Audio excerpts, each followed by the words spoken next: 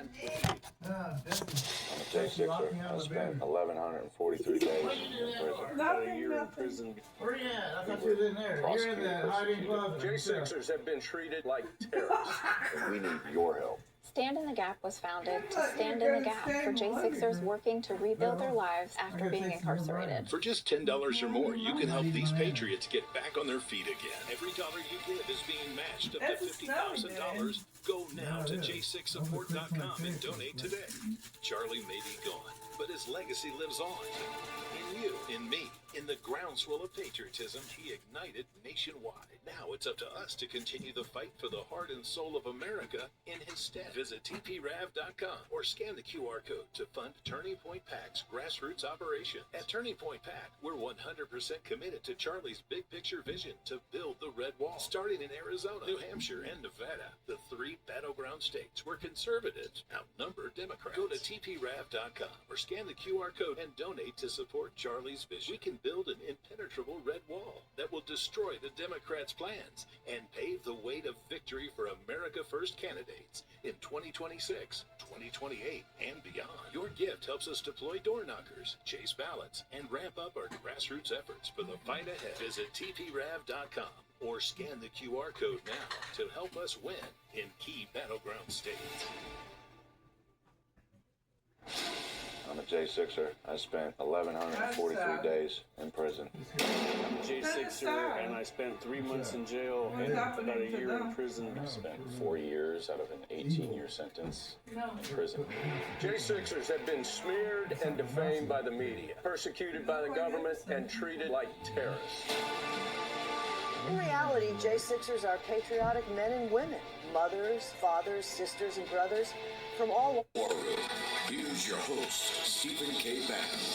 I think for right now, Columbia is going to be closed press, so we'll keep you up to date on that. 2 o'clock today, the Sharia Free Caucus is going to have their initial press conference. We'll cover that. Natalie's going to take the helm at 5. I'm going to do War Room, Texas. Natalie's going to be here at 5 with us. Before I get to Jackie and Naomi, you just dropped a bombshell that the engine room picked up. You said that the elites, many of the elites you know in London, are just throwing in the towel and saying, I can't fight this. I'm not going to stick around and fight it. I'm going to the Gulf Emirates. I'm going to Dubai. Yeah, they can't. I mean, the taxation there is absolutely out of control, and they're like, screw it. You can't make money in London. There's no. This was one of the greatest, financial cities in the world, and if you make any money, you get taxed on it. And even then, the economy is so horrible there that it's pretty difficult to even make money.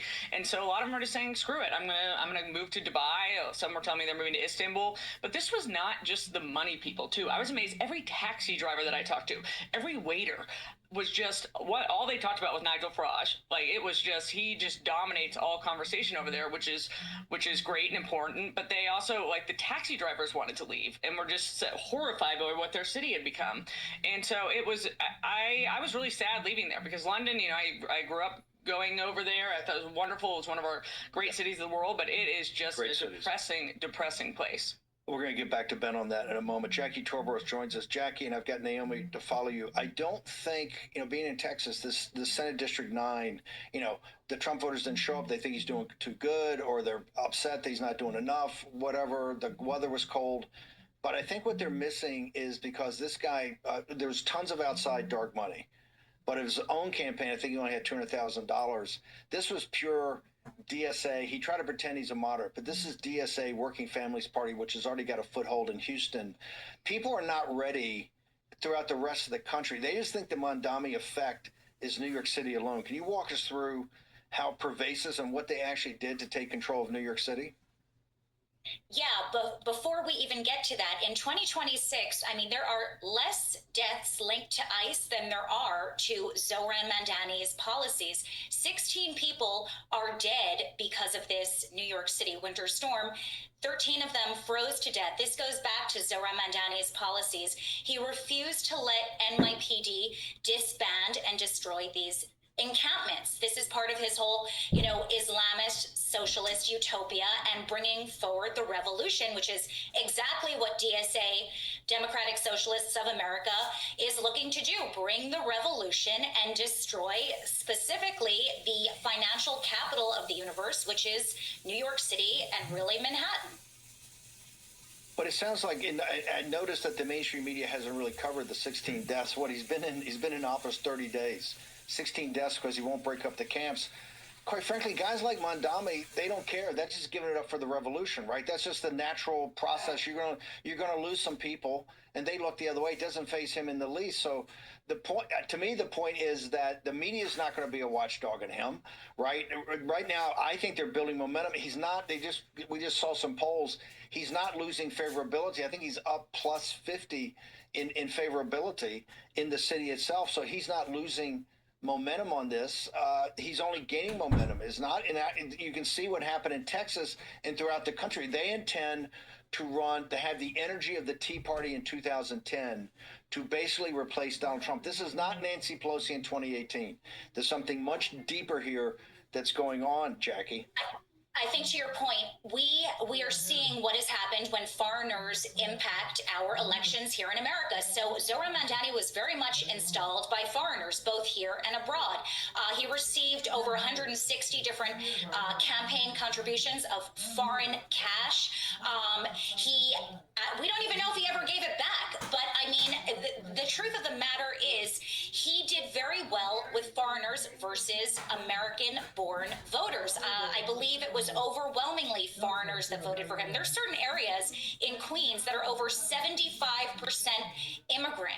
So when you look at the people who he captured, it's really new Americans, and the rest of the country should beware, because this is what DSA is doing. And then they run these candidates like Zohran Mamdani and these radicals who are anti-America on the Working Family Party line. DSA is really the activist center. It's the get out the vote machine. And then you run on the Working Families Party line, and both the DSA and the Working Families Party line, they're anti-America. They're about bringing the revolution. Now, they kind of hide that, because you listen to all the before he was in the way they're going to govern is like the Bolsheviks beforehand. They talked about democracy, right, when they were a small minority party. But you did listen to all the hours of it. And what he did is really take the populist nationalists, some of Trump's stuff, and really talked about, because he had all those funny videos of walking through grocery stores about affordability, getting groceries down, free buses, etc. He wasn't talking a revolution. It wasn't like the night he won that you saw the mask come off and he's telling Trump, "Are you listening?" Right? You saw the brutality of this guy. Yeah, he is incredibly skilled. I would say as soon as he won that primary, actually I guess this was even before, when he started really getting national attention, you started listening to his interviews. He was very disciplined in what he talked about. He talked about it was all populism talking points. Now I'm very curious to see how he actually governs, and even if he tries to enact some of these policies, there's no way they're even going to be successful. But his rhetoric during that time was extremely disciplined and extremely, at some points I even told you, I'm like, I can't tell if I'm listening to Steve Bannon or Mamdani. And it was because that was a very calculated, coordinated thing that he was doing there. And we have to be very careful in watching what he's doing. I think he's going to be similar to what Sarah Palin was for us in 2010 and getting the turnout. He's going to be the one that they send around as their number one person to drive out turnout all around the country outside of New York City. But I'm terrified for New York City, but I think we're about to see a lot of him on the road. Naomi, I want to bring you this conversation. You actually stood it. You tried to fight this at the time. I think you went to the boroughs and came up with candidates, both at the city council level, at the local level, that could fight this. What was that like? And how powerful is this DSA Working Family Party's combination? Well, first, I just want to echo what these ladies have said together. This is a fantastic analysis of what's happened in New York. And you're right. I spent 6 months often on this show trying to warn people what was coming at New York. And that, as you point out, it's not just going to impact New York. It's really a model for what they're going to do to the rest of the country. I would add that I don't think that the decisions that Mamdani is making are just authentic, organic, I'm a Marxist, I want the revolution. I think it's a whole new thing we've never seen before. Well, we saw it with the Biden administration. In other words, I think a lot of what he's doing is what China, I believe, did, or the people running Biden did with the Biden administration, which was demonstrate the humiliation, a theater of humiliation for the whole country and the White House and Congress, like all of these dramatic, florid demonstrations of bizarre appointees or fetishists or people who stole luggage. You know, it was all very deliberately chosen to narrate to the world that the great United States had fallen and was a laughingstock. And that was effective. And so I think the same people with the same playbook are kind of running Mamdani. And so we're getting a theater of humiliation for this great financial capital of the United States, New York City. I don't think it's a mistake that, you know, 8 days after a big storm, there's still piles of trash attracting rodents, impassable mountains of filthy snow, you know, that disabled people can't get past, elderly people can't cross, slowing down ambulances, making a really dangerous as well as just humiliating spectacle of this great city and its boroughs.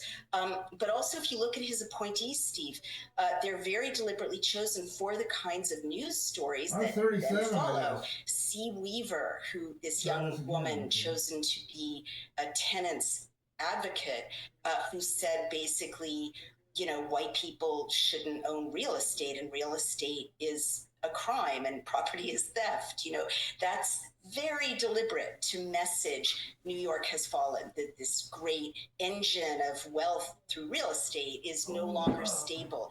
More recently, he appointed my son Lennon, a rapper turned activist for a committee on public safety. My son Lennon was an armed robber who did time for armed robbery and some of the most kind of destabilizing forms of crime. He robbed taxi drivers.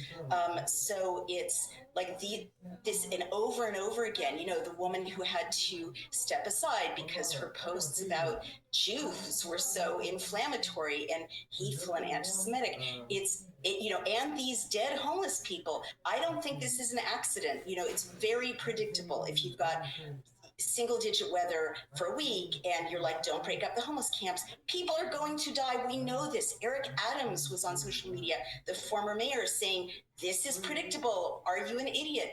It's all a theater of, and it's 30 days in, God knows what's ahead for us, demonstrating that we are broken. We're at the mercy of this Islamist Marxist, and this is just the beginning. Hang on a second. I'm going to go to commercial break, but I want to come back to this theater of humiliation. I made a comment last week on in Minnesota when Waltz called out the National Guard, right, to protect the rioters from the ICE agents, from President Trump's, from the country's ICE agents. He the first day he called them out, he put them in the yellow vest of the sanitation department and had them serve the rioters coffee and donuts on that first Saturday. This is, I said at the time, this is the exact same thing they did in the Cultural Revolution. The kids in the Cultural Revolution to humiliate their elders, to humiliate their, their teachers. They put the dunce cap on, right? This is part of a Marxist revolution. This is what Marxists do. They've done it since the French Revolution. They did it in the Bolshevik Revolution. They did it in the Communist Revolution, the CCP's revolution in China. It is a theater of humiliation. It's to tell you the old ways are destroyed. And we will, if you stick by the old ways, we will humiliate you. That is what's coming to the United States. That's the lesson to learn in Texas 9. The fight is going to be nationwide. Do not think, as we said over and over again, and Jackie Torborov and Naomi Wolf warned you and warned you and warned you. What happens in New York doesn't stay in New York. It's going to spread throughout this nation. We're going to take a short commercial break. Back for the theater of humiliation next. This red root helps clear the tiny blood vessels in your eyes and can sharpen your vision by next Monday. I didn't know my mom had already lost her driver's license because she couldn't see well enough. I was about to help her move into assisted living until this new vision repairing trick helped her get back nearly 20 to 20 vision in just a few weeks. This is my mother, the seven-year-old woman who is living proof that the real cause of macular degeneration has been hidden and that you can reverse vision issues without medication. Hi, I'm Laura. If it isn't clear already, blurry vision and macular degeneration have very little to do with age or genetics. It's the greedy vision industry itself that destroys our eyesight, and no, it's not accidental. And to prove this, I'll give you the example of a remote African tribe. In that tribe, they have no access to healthcare, not even glasses. And yet there are people there in their 80s and 90s who have zero vision loss and see as clearly as they did in their 20s. How is that possible? They've been using this red root for centuries. It works on a tiny muscle inside the eye that helps repair and strengthen the eye tissue. That's why their vision stays so sharp for life. When I told my mom about this, she started using it every day. And in just a few weeks, her vision improved a lot.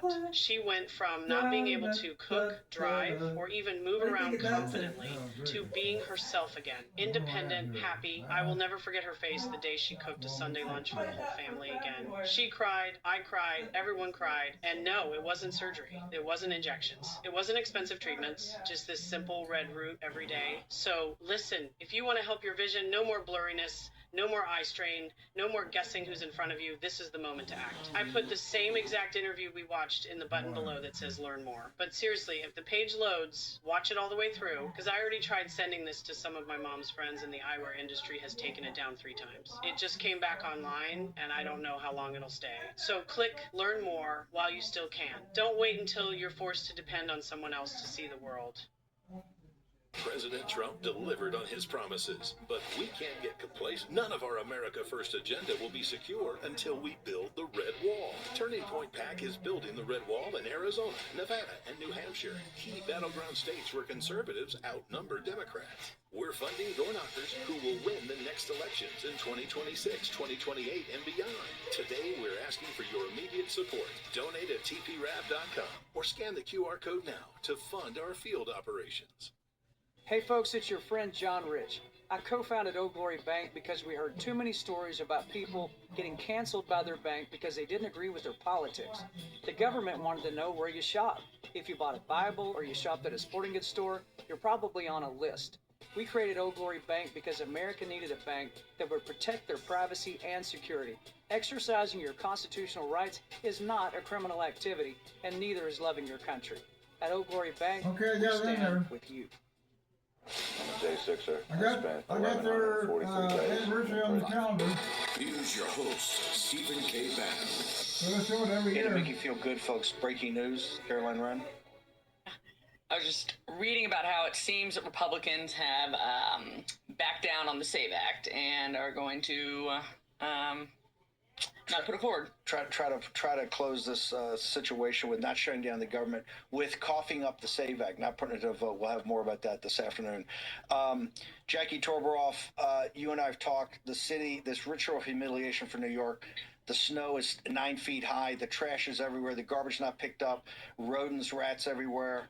We're back to the worst of the worst. Your thoughts, ma'am?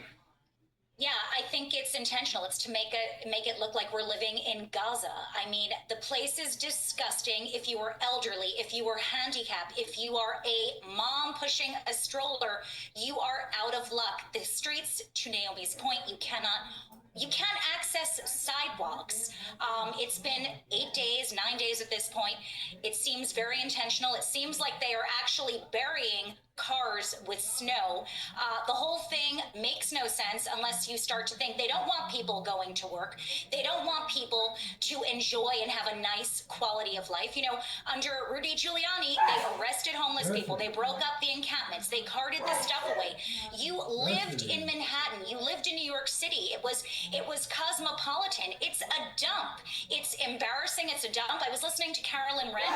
Why would people who have money stay in New York City at this point? Why don't they go to Istanbul or Dubai? Why would they stay here?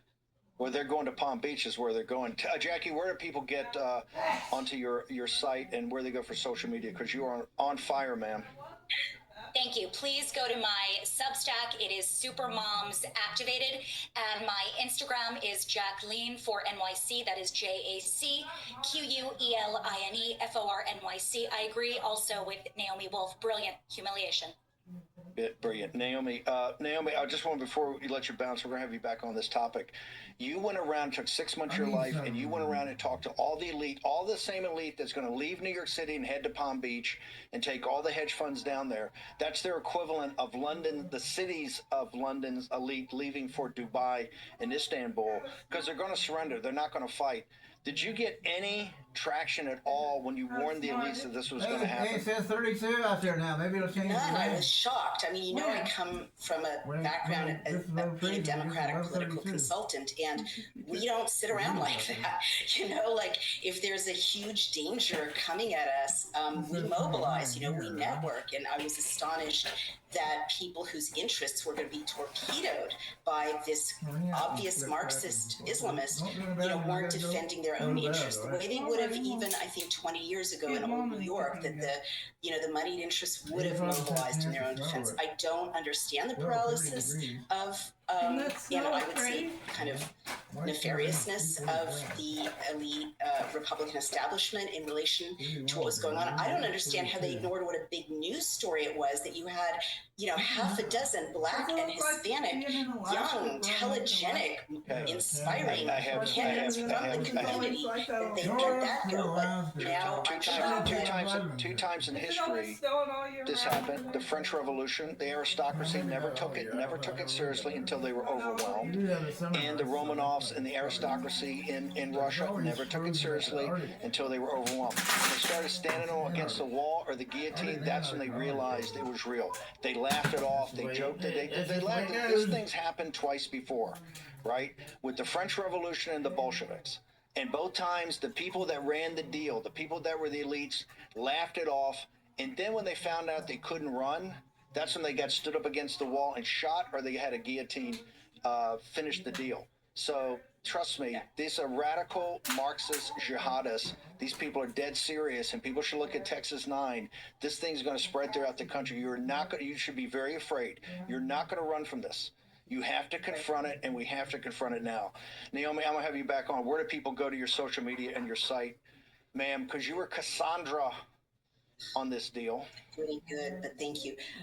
Go to Substack. My Substack is Outspoken and over at Daily Cloud. And thank you, Posse, as always, for everything. Let's get this done. It's as New York goes, so goes America. It's so true. We've got to protect it. Thank you, man. Appreciate you.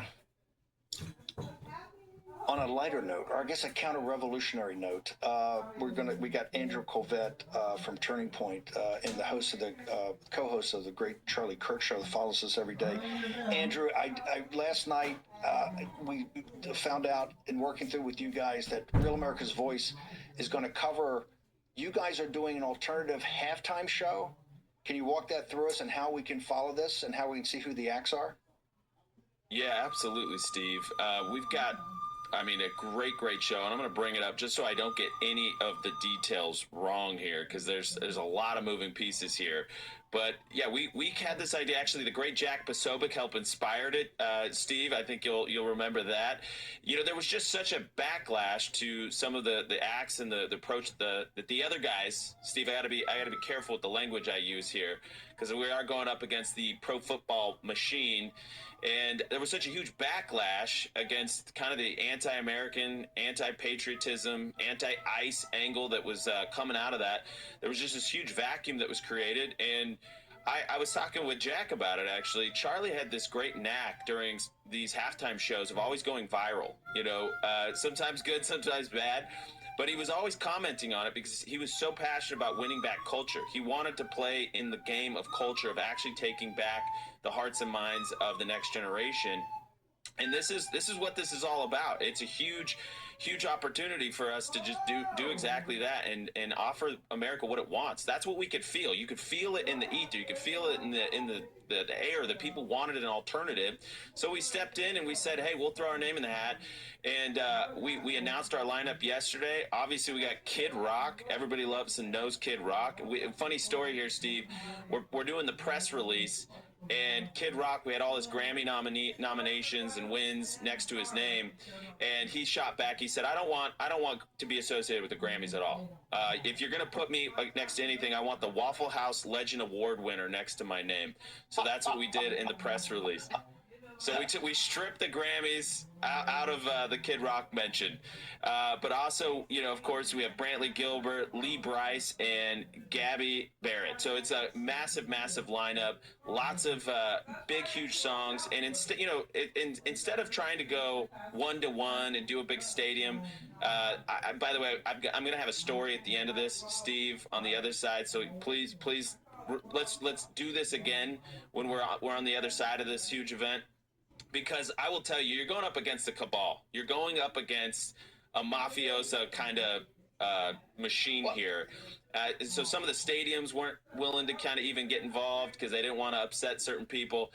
And so we just decided, they've got this huge stadium situation. Everything's super far away. It's not intimate. It's not up close. And the guy's going to be maybe wearing dresses, and they're going to be, celebrating queer identity and fighting ICE and all this stuff. So we just thought, listen, let's do a made-for-TV concert. Let's do a actual intimate, high-octane, bringing huge production value, but in a close space. It'll be a live audience. We're talking hundreds, not thousands, but it's going to be absolutely immersive, right? So our production team has done an amazing job. I've seen all the renderings. I've seen all the pre-production. It is incredible, visually stunning, high-octane. And all the artists are going to be doing special stuff, special tributes, some of the best songs, the best-known songs. People will be able to sing along. So it's all around, Steve, I could not be happier. And yesterday, Kid Rock, the show, Turning Point, we're all trending #1 on X. So this might be a David and Goliath situation, but I like our chances. No, and what's amazing about it, we're going to stream it live. Real America's Voice will have it. You guys will have it also. I think all the warnings people gave, and the reason you and Basovic and others started working this, and President Trump is in front, you saw it at the Grammys. I mean, at the Grammys, you saw just the ICE out, anti-American, all of it. And it really, I think, pays off for all the work you guys have done. And of course, it's a cabal with the NFL. We were fortunate enough to get a stadium for Charlie's memorial service, but they're not going to let you guys have one for doing an alternative to the halftime show, which they always try to make as a cultural touchstone. And this is why I think it's so important that people on the right try to do it. How do we get to this now? This is going to be so it's no set time, although I think the game starts at 6:30 Eastern time, so it should be around 8:30 that time, and it's going to be for 30 minutes correct. When you start. Andrew? That's correct. Yeah, that's correct, Steve. So it's kind of a floating time, based on the way the game goes. And, what they typically do is they do some analysis of the game, some highlights, then they go to the halftime show. So basically, as soon as the action stops, switch over, you can go right here in Real America's Voice. So if you're watching this show, this is the place to check out the halftime show. Rob and Parker have been amazing. They were right in at the beginning, Steve. As soon as we announced that we were doing this, I got the call from them, and they just said, hey, how can we support you? We want to take the program. So that's huge. So you can do that right here. Obviously, if you're more of a streamer, you can check it out on Rumble, YouTube, X. We'll have it on all the socials, so you can do it there. There's some other people that really want to be involved. Maybe we'll do that. There's only so many licenses you can do when you're working with the publishing companies that own the rights to these songs. So we're in a bit of a legal issue, but that's what's so great about Real America's Voice. They got in early. They saw the vision early, supported us early. So this will be the place to watch it, Steve. Absolutely. But if you like I said, if you're more of a social guy, you can go stream it online as well. But definitely switch over, and it's going to be act after act after act, and then there's big culmination. I don't want to give too much away, Steve, but every single artist has been.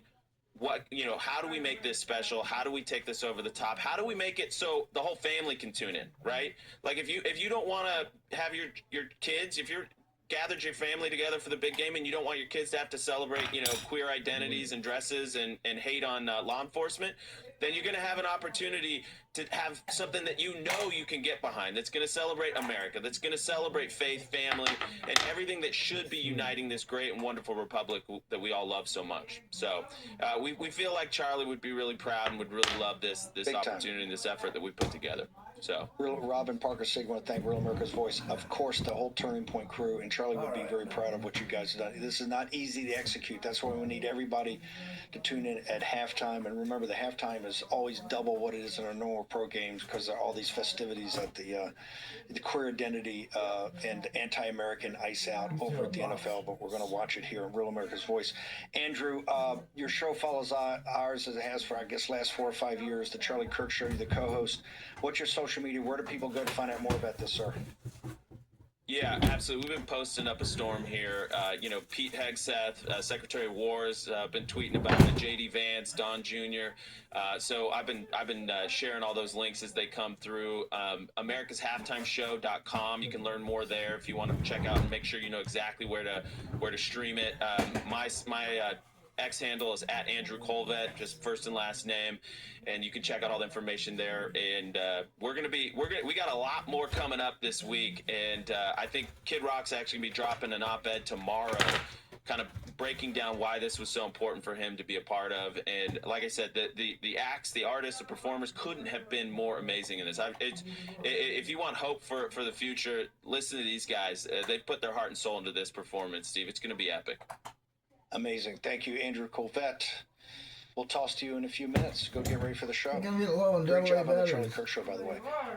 Your thoughts on the commercial break about doing this alternative? What? I mean, this is a big effort. Of course, they get that the NFL always gets the best acts, and they promote it like crazy. We're doing an alternative. Your thoughts? I don't even know when the Super Bowl is or who's playing, so I unfortunately I will definitely watch this halftime show if someone could at least tell me the date of when this is happening. But otherwise, I am excited. This is absolutely something Charlie would want. Charlie was on the forefront of fighting the cultural battle in this country. Whoever Bad Bunny is, I never even heard of him until a couple weeks ago, and I looked him up. He's seems awful, and so Godspeed to everyone watching. Short commercial break. We're returning to the war room in just a moment. Get low on double A batteries. I wish I'd have got some at Sam's Club. President Trump delivered on his promises, but we can't get complacent. None of our America First Double A agenda will be batteries are secure good shorty until we though. build the Red Wall. Turning Point PAC is Oh, well, building there's a the Red couple Wall there. in Arizona, Nevada, and New Hampshire. Yeah, we had to get some next time I go to the store. I like to get them at, if I get them at Sam's Club or Costco, Will win the next election I get in 2026, 2028. a big pack of them. It lasts for a long time. Your immediate support. Donate at tprav.com or scan the QR code now to fund our field operations. Hey folks, it's your friend John Rich. I co-founded Old Glory Bank because we heard too many stories about people getting canceled by their bank because they didn't agree with their politics. The government wanted to know where you shop. If you bought a Bible or you shopped at a sporting goods store, you're probably on a list. We created Old Glory Bank because America needed a bank that would protect their privacy and security. Exercising your constitutional rights is not a criminal activity, and neither is loving your country. At Old Glory Bank, we stand with you. Not working. I'm a J6er. I spent 1,143 days in prison. About a year in prison. We were prosecuted, persecuted. J6ers have been treated like terrorists. And we need your help. Stand in the Gap was founded put to stand batteries in in the there, gap still for not working. J6ers working to rebuild their lives after being incarcerated. For just $10 or more, you can help these patriots get back on their feet again. Every dollar you give is being matched up to $50,000. Go now to j6support.com and donate today. Charlie may be gone, but his legacy lives on.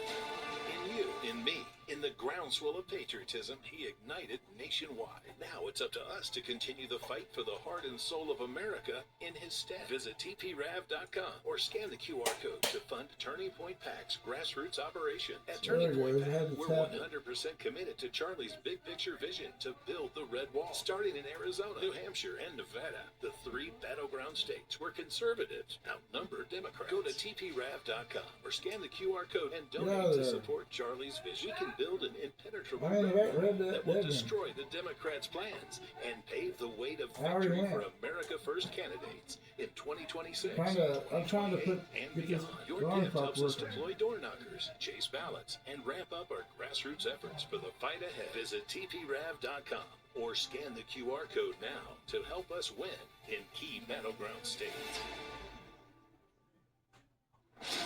I'm a J6er. I spent 1,143 days in prison. I'm a J6er, and I spent 3 months in jail and about a year in prison. I spent 4 years out of an 18-year sentence. in prison.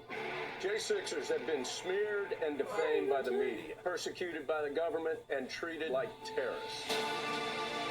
In reality, J6ers are patriotic men and women, mothers, fathers, sisters, and brothers from all walks. Here's your host, Stephen K. Bannon. Cameron Kinsey, who was in the Trump White House in the first term, joins us from Tax Network USA. I know it's probably not a great day to talk to people about you got to pay your taxes, but you got to pay your taxes. Scott Bessent's in charge now. I know there's probably a gap between the bid and the ask of what you think you owe and what the IRS thinks. Cameron, tell me about the free assessment. This is critical for War Room Posse members only. A free assessment of actually where you stand. Where do they go, Cameron?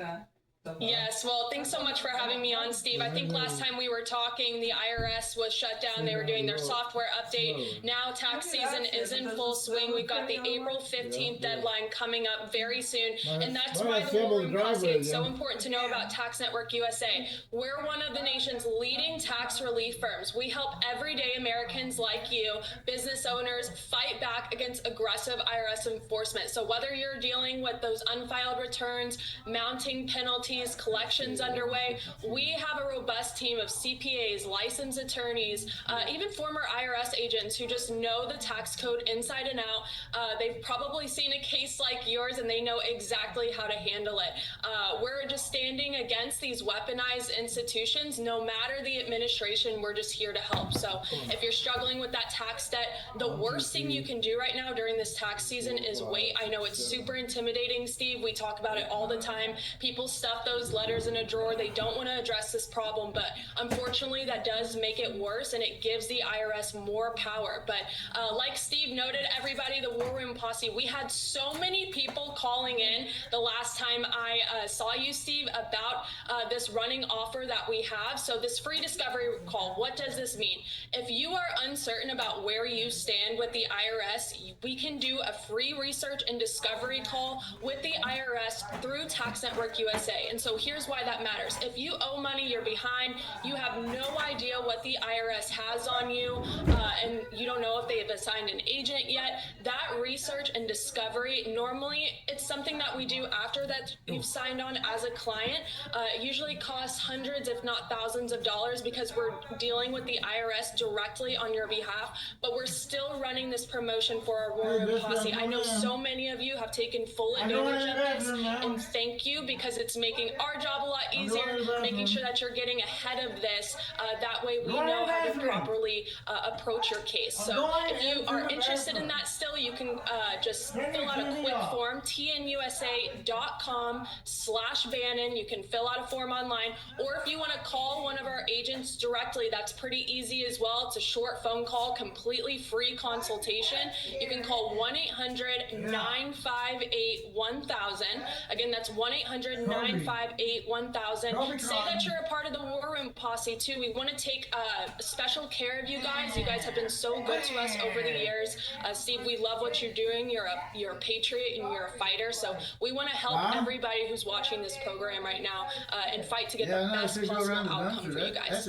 Call them right now, 800-958-1000. Nothing that it's happened to you. I understand why they have not heard your people tale didn't get their before. They've crashing and saved and solved billions of dollars worth of tax issues to do it today. Cameron, thank you so much. Honored to have you on here. Tax Network USA, 800-958-1000. Caroline Wren, we got about a minute. Closing thoughts? Well, I think that is wonderful software. I would like to use it, and I'm going to put in all of my information, my financial data. I would just ask that you add a button that subtracts the amount of Somalian fraud our government has given away, and then I will agree to pay that amount. What's your social media? I'm expecting quite a nice return. You're killing it is at Caroline Wren. I know we have a bunch of people in the audience saying, what the hell am I even paying for? Dave Bratt, we got about a minute. What do you got for me, sir, in summary? Yeah, well, in summary, I kind of give the downside to Western Civ and the collapse of faith and systematic thought across the board. But the good news is, look at that turning point model. The kids in this country, right? They got the senior folks funding them, and we need to utilize these kids. These kids have millions of followers. They know how to make stuff go viral. So if you're having a hard time with your church group or your Republican Party breakfast only has 30 people, etc., your own NGOs on the conservative side, use the young kids, get stuff to go viral, and beat the bad bunny. Let's go. Let's go. Thank you, sir. Dave Brett, the best. Ben Horowitz, I'm gonna tell you right now, you're so powerful on your following. I'm actually going to use your own War Room Texas today. I'll talk to you right about after the show. Closing thoughts. Give me a minute on your closing thoughts. You were brilliant this morning, sir. Thanks, Steve. Well, I mentioned the couple of hits that we push out on our Wednesday and Friday show. If you want to get the interview that I did with Professor David Betts at King's College London, you'll find that. That's at the top of my Twitter feed, which is Ben_Harnwell. But if you want my daily commentary and analysis, I'm exclusively on Getter at Harnwell, which is my surname, top of the feed, awaiting your attention right now as an interview with Phony Maloney, an interview I did, about Phony Maloney. We in the International Bureau have our cynical, beady eyes targeted right on her every move, Steve. It's there. Catch you tomorrow. Catch you later. Bye, Steve. Bye, Karen. Good, sir. I'm going to call you right after the show by coming on Breitbart out of War Room, Texas. Mike Lindell, the Charlie Kirk Show is upon us. You're running for governor. You forced Klobuchar into the race, but what the War Room Posse wants on a Tuesday is deals. Talk to us about deals. All right, everybody, you guys have loved this deal. The Made in the USA, my mattresses and my mattress toppers. Turn your bed into the best bed ever. The technology that goes into these, both the toppers and the mattress, are second to none. Sleep is all about temperature and pressure points. We've got them both covered. The beds adjust to your own your individual temperature that you need for you to get great sleep. And just the queen size alone has over 10,000 individual comfort supports. And the mattress toppers are low as $99.98, the lowest price in history. Queen size only $149.98. You guys get free shipping. That's on us at My Pillow, right to your front door, and you get the best sleep of your life, and your whole order ships for free. If you go to mypillow.com/war room, you're going to see all the bed accessories, all the mattresses. We have box springs, we have adjustable bed frame, we have everything you need there to get set up your whole bedroom. And we have blankets. Remember, our blankets we're closing out as low as $25 a blanket. 6 different kinds. That's a War Room exclusive. There you see the My Crosses. You guys got we got everything on sale right now for the War Room Posse. Free shipping right to your front door. Promo code War Room 800-873-1062. My operators speak English, and they love taking your order, and they love the support of the War Room Posse. 10-year warranty right to your front door. Free shipping. Promo code War Room.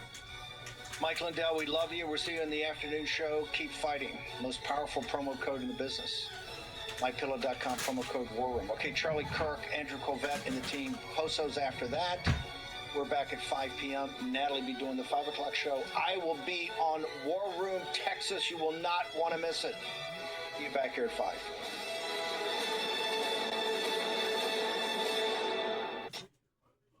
President Trump delivered on his promises, but we can't get complacent. None of our America First agenda will be secure until we build the Red Wall. Turning Point PAC is building the Red Wall in Arizona, Nevada, and New Hampshire, key battleground states where conservatives outnumber Democrats. We're funding go-knockers who will win the next elections in 2026, 2028, and beyond. Today, we're asking for your immediate support. Donate at tprab.com or scan the QR code now to fund our field operations. Hey folks, it's your friend John Rich. I co-founded Old Glory Bank because we heard too many stories about people getting canceled by their bank because they didn't agree with their politics. The government wanted to know where you shop. If you bought a Bible or you shopped at a sporting goods store, you're probably on a list. We created Old Glory Bank because America needed a bank that would protect their privacy and security. Exercising your constitutional rights is not a criminal activity, and neither is loving your country. At Old Glory Bank, we stand with you. I'm a J6er. I spent 1,143 days in prison. About a year in prison. We were prosecuted, persecuted. J6ers have been treated like terrorists. And we need your help. Stand in the Gap was founded to stand in the gap for J6ers working to rebuild their lives after being incarcerated. For just $10 or more, you can help these patriots get back on their feet again. Every dollar you give is being matched up to $50,000. Go now to j6support.com and donate today. Charlie may be gone, but his legacy lives on. In you, in me, in the groundswell of patriotism he ignited nationwide. Now it's up to us to continue the fight for the heart and soul of America in his stead. Visit tprav.com or scan the QR code to fund Turning Point PAC's grassroots operation. At Turning Point PAC, we're 100% committed to Charlie's big picture vision to build the Red Wall, starting in Arizona, New Hampshire, and Nevada, the 3 battleground states.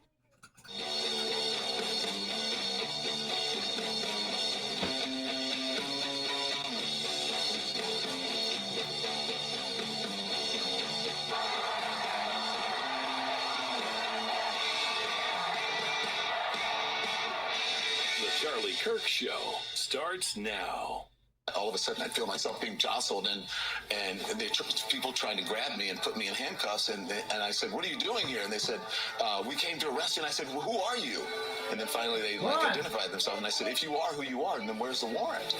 And they didn't have a warrant, so they had to wait for someone from outside, an FBI guy, to come in to show me a warrant. And I read it, and still, what does that mean? You know, it had to be maybe a dozen people, which is a waste, Jimmy, of resources. It's more than just a waste of resources. So they grab you and they take you where? Well, you're right about more than just a waste of resources. They want that. They want to embarrass you. They want to intimidate you. They want to instill fear, and so that's why they did it that way. The American people are with Nicki Minaj, because what are we talking about here? So take a look here. Favor voter ID to vote. Look, I got all this polling on the screen going back since 2018. You'll notice on all of it, it's all north of 75%, 76%, 76%, 76%, 81%, and then 83% in the last year of Americans agree with Nicki Minaj. They favor photo ID to be able to vote. It's sort of a vestige of, I think, post-slavery laws where black people had to prove their right to vote, and oftentimes they couldn't vote because they couldn't pass some crazy test, or they didn't have the appropriate ID.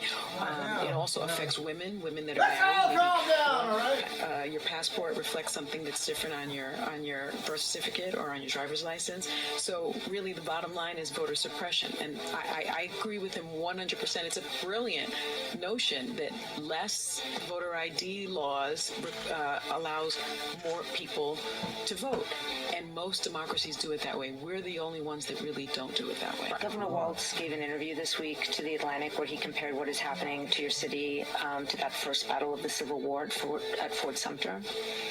And I'm just wondering what you make of that comparison.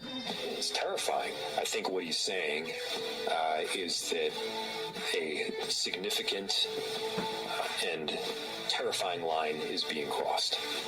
And I would agree with that. If a civil war begins, I volunteer, but not as a regular army person.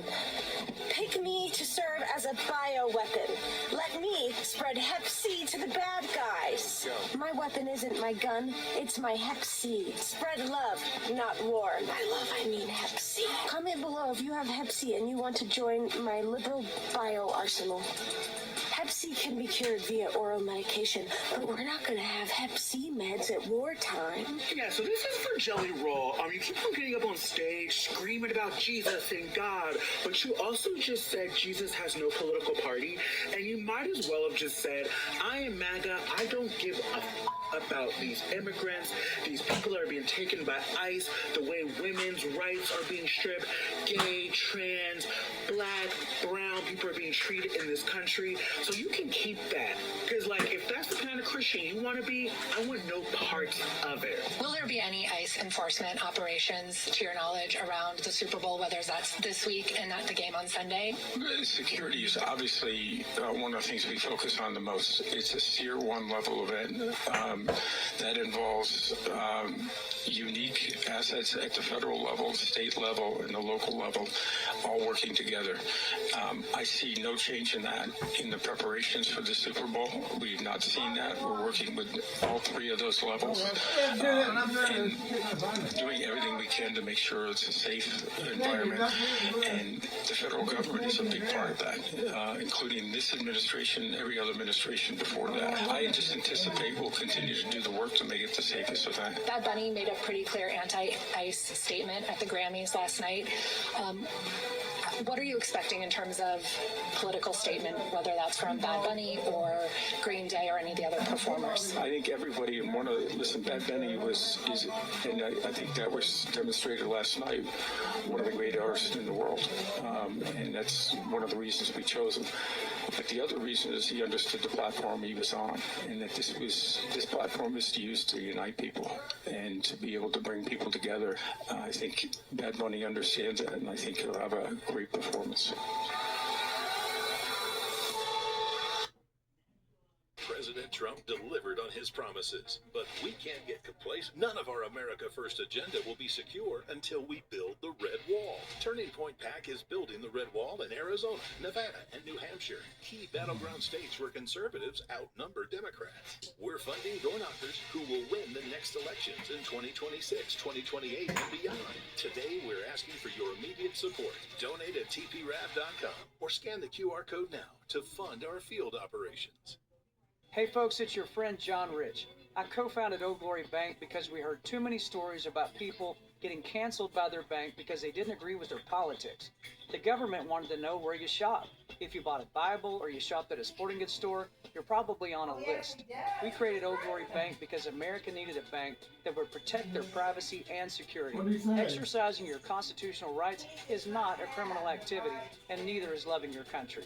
At Old Glory Bank, we stand with you. Who said that? I'm a J6er. I spent 1,143 days in prison. About a year in prison. We were prosecuted, persecuted. J6ers have been treated like terrorists. And we need your help. Stand in the Gap was founded to stand in the gap for J6ers working to rebuild their lives after being incarcerated. For just $10 or more, you can help these patriots get back on their feet again. Every dollar you give is being matched up to $50,000. Go now to j6support.com and... Every day, there's a battle for your mind raging. Information coming from every angle with the will to deceive. Fear not. You found the place for truth.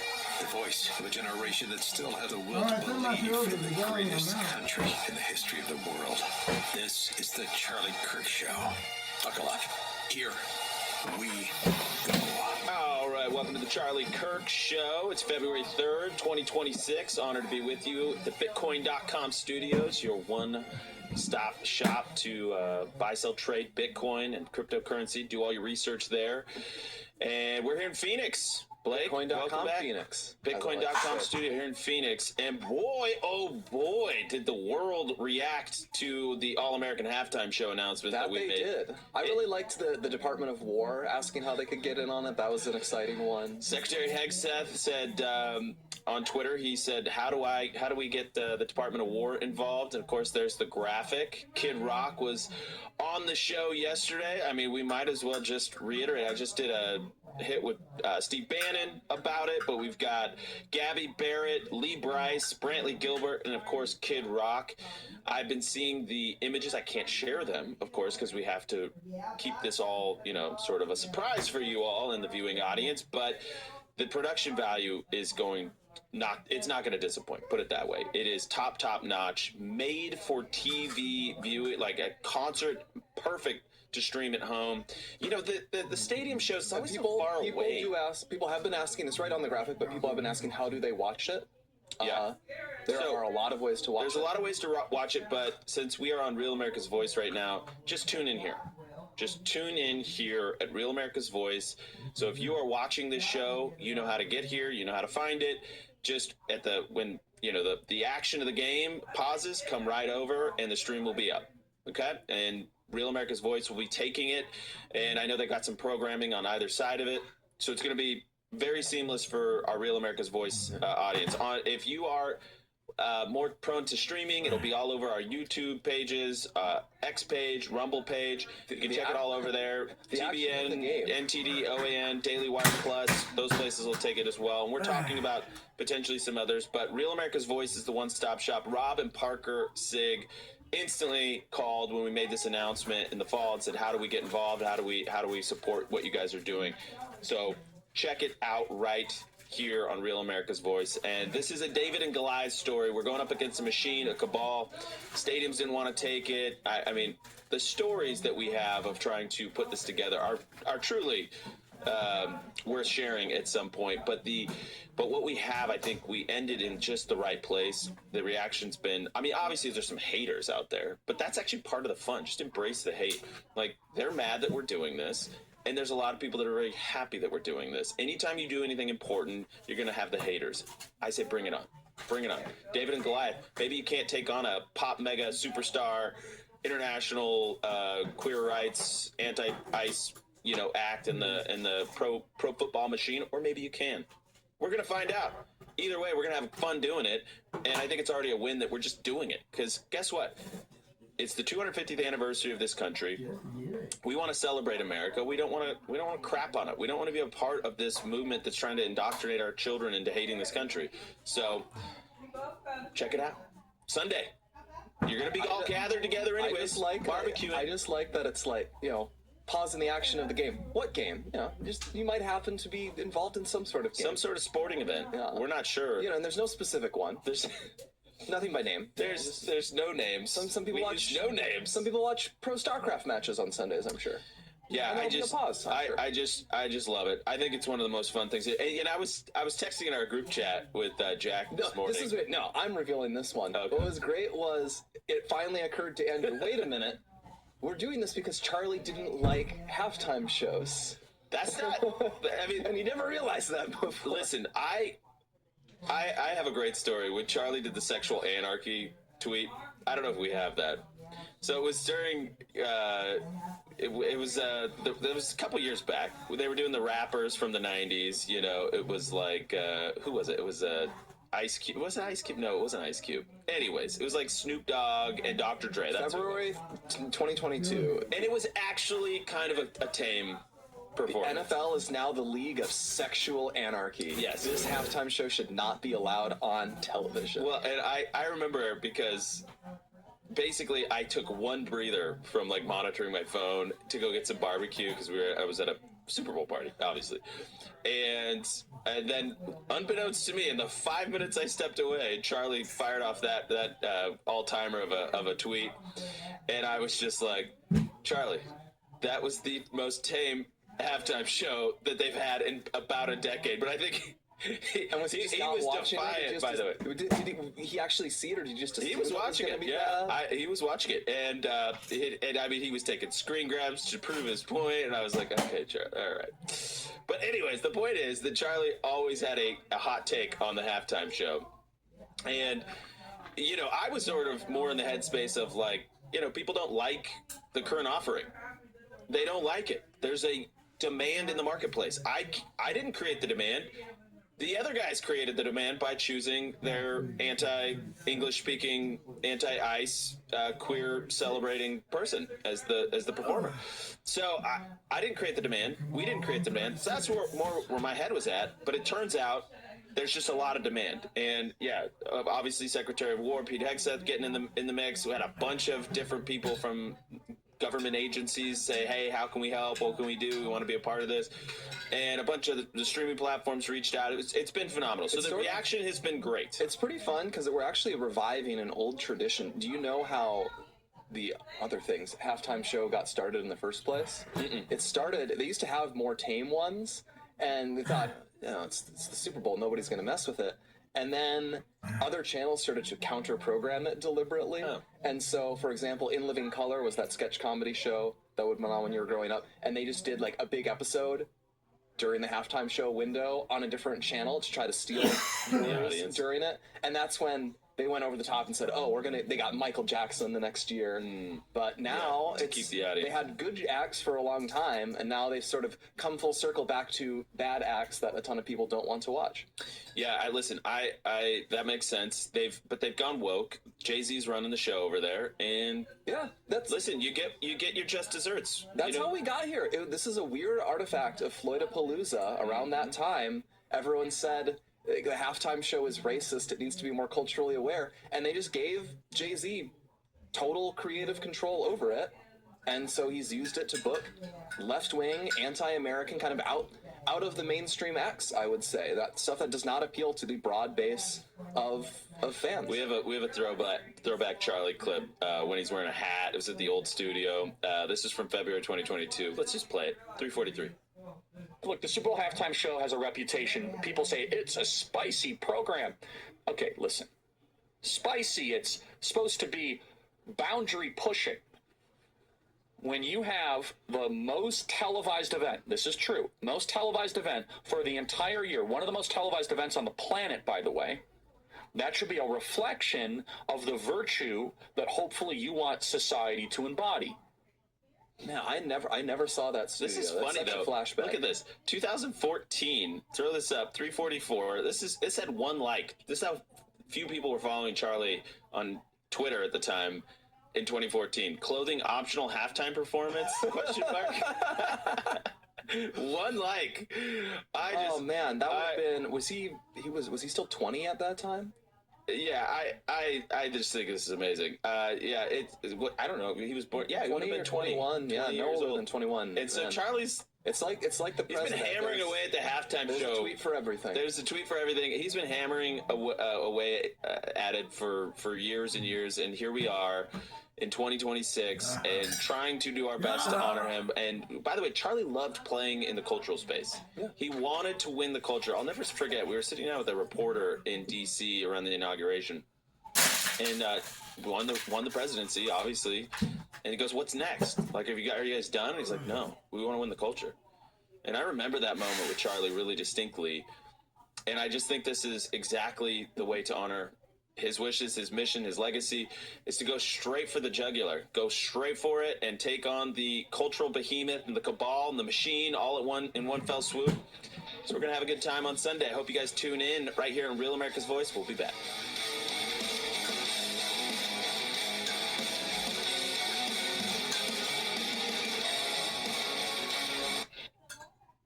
President Trump delivered on his promises, but we can't get complacent. None of our America First agenda will be secure until we build the Red Wall. Turning Point PAC is building the Red Wall in Arizona, Nevada, and New Hampshire, key battleground states where conservatives outnumber Democrats. We're funding door-knockers who will win the next elections in 2026, 2028, and beyond. Today, we're asking for your immediate support. Donate at tprab.com or scan the QR code now to fund our field operations. Hey folks, it's your friend John Rich. I co-founded Old Glory Bank because we heard too many stories about people getting canceled by their bank because they didn't agree with their politics. The government wanted to know where you shop. If you bought a Bible or you shopped at a sporting goods store, you're probably on a list. We created Old Glory Bank because America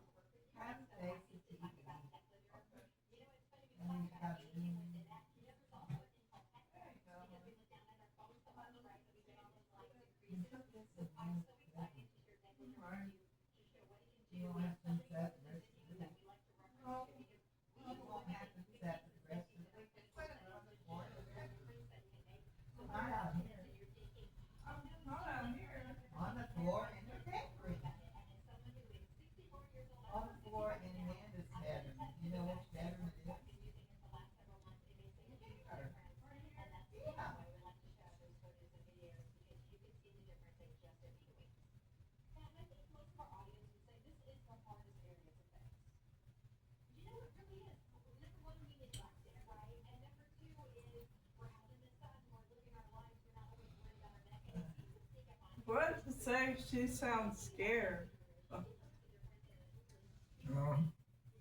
She's weird. It says listen to the fear of Whoopi Goldberg's voice on The View. It's like, I don't even want to see that every moment. oh, okay.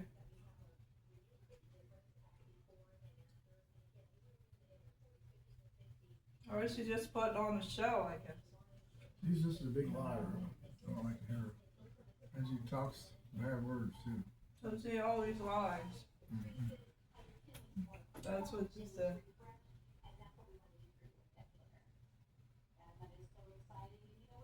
Lovely snow, right?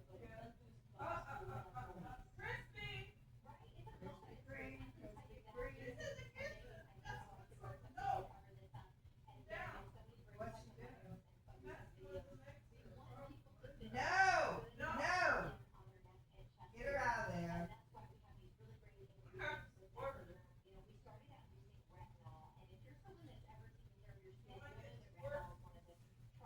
Don't squirt the mix in her. Get down.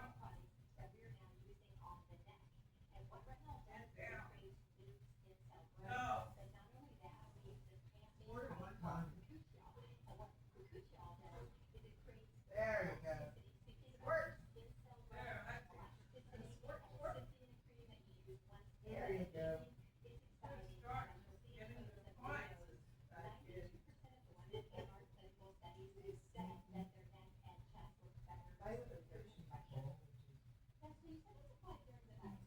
Oh, I wish that it would rain.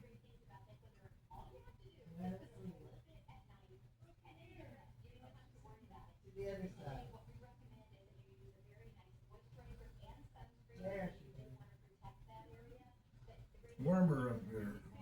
Warmer down here. All we have to do.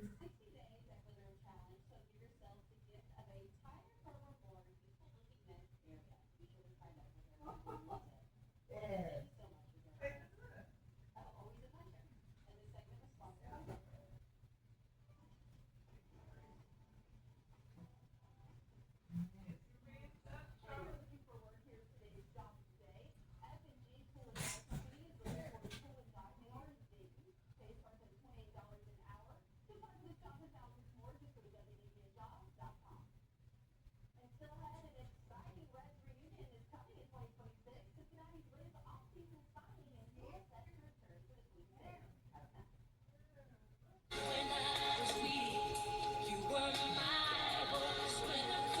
Gratitude. Pass it on. A message from the Foundation for a Better Life. Jessica, we need to leave right now. I need to get something. Dance recitals are so boring.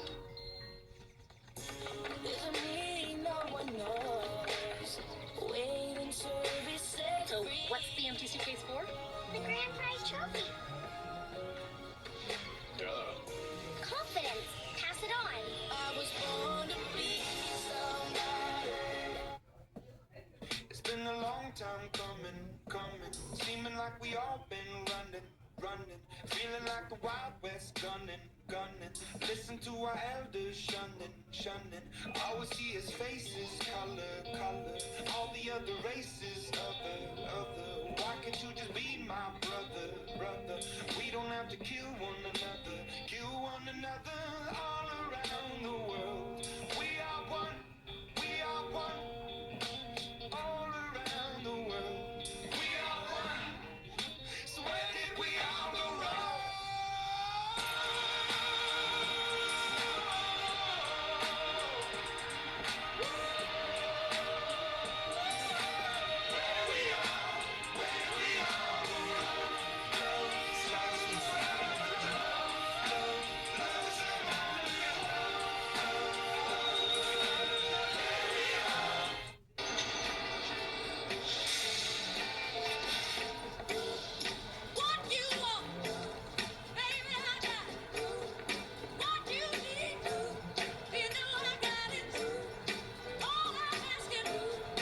Excuse me, Matt. Would you like to have my seat?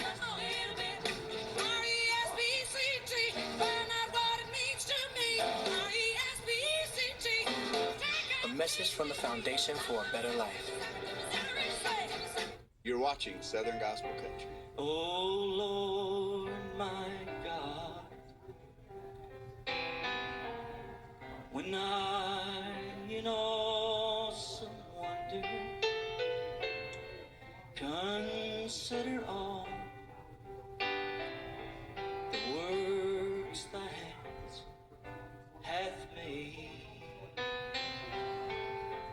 I see the stars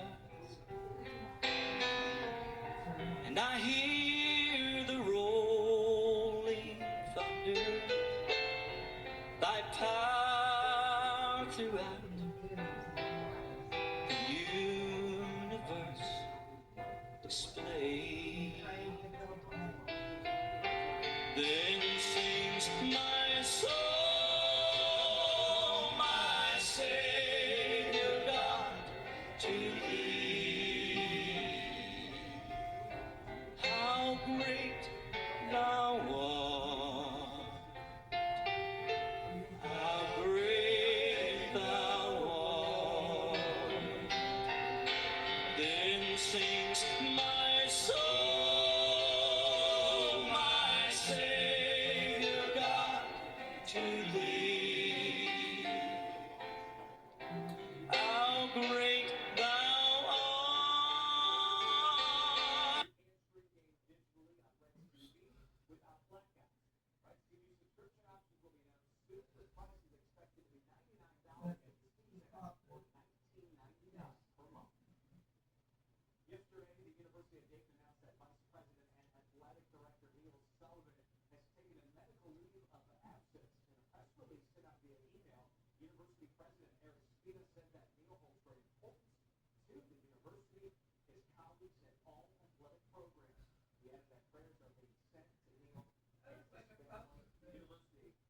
Me home,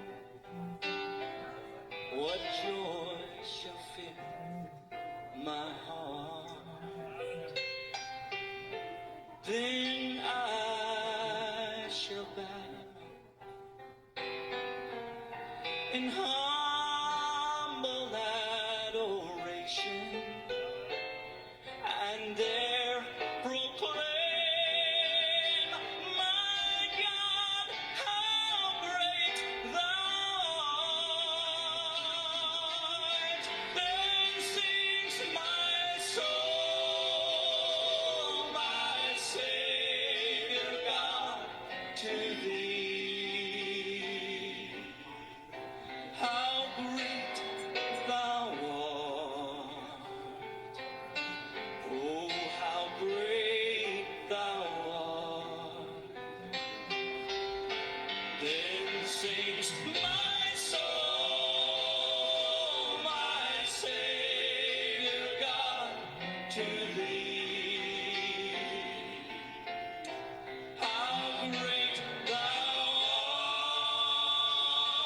art. How great thou art.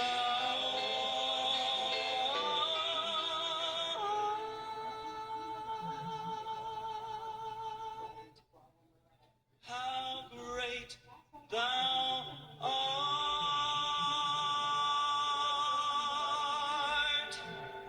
How great thou. You've been watching Southern Gospel Country. We'll see you next week. Blaze, that's all I can say. 2007. With everything going on in the world today, from inflation to economic uncertainty, it's more important than ever to What was that? Just a commercial. See what's going on with American News. We got Spectre. Has American News too.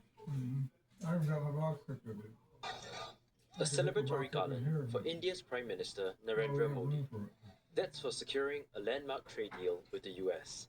All Indian goods to the US will now face an 18% tariff, down from 50%. Financial markets reacted positively to the news. The country's benchmark stock index, the Nifty 50, was up around 3% by early afternoon Tuesday, while the rupee was on track for its best day in over 3 years. Yields on the country's benchmark bonds also fell. The deal was announced by Donald Trump over social media following a call with Modi. In the post, the US president noted that India had agreed to halt Russian oil purchases and lower trade barriers for US goods. Credit rating agency Moody's said India has cut Russian oil purchases in recent months, but is unlikely to rapidly halt them altogether, as that could cut its economic growth. Indian refiners will need a wind-down period to complete Russian oil deals before imports can be halted, and Reuters sources say there has so far been no government order to stop the purchases. Indian stock markets and the rupee have been battered since tariffs were levied by Washington in late August. That placed them among the worst-performing emerging market assets in 2025, with record foreign investor outflows. Still to come on One America News, DHS Secretary Kristi Noem will be testifying before the House Judiciary Committee. Why Chairman Jim Jordan says it is just routine. Plus, policy decisions in blue states are driving many Americans to move. What one expert is saying about new census data when we come back.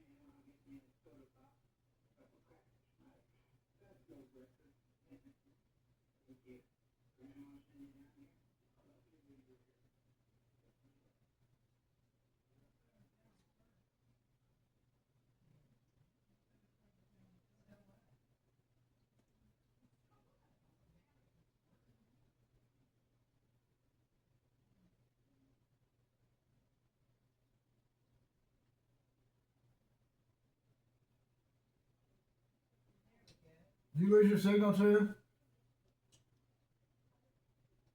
I think I lost my signal also.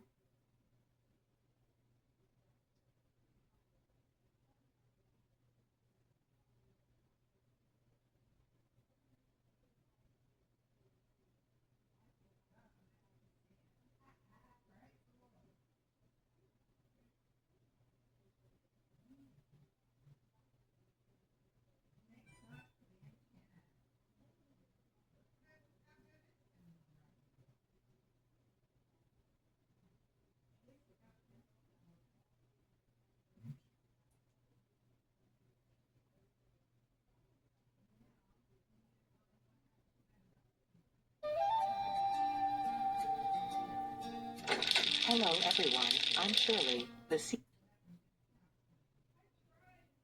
In 2025, no matter the reason you deleted government slots in the past, please re-download it again.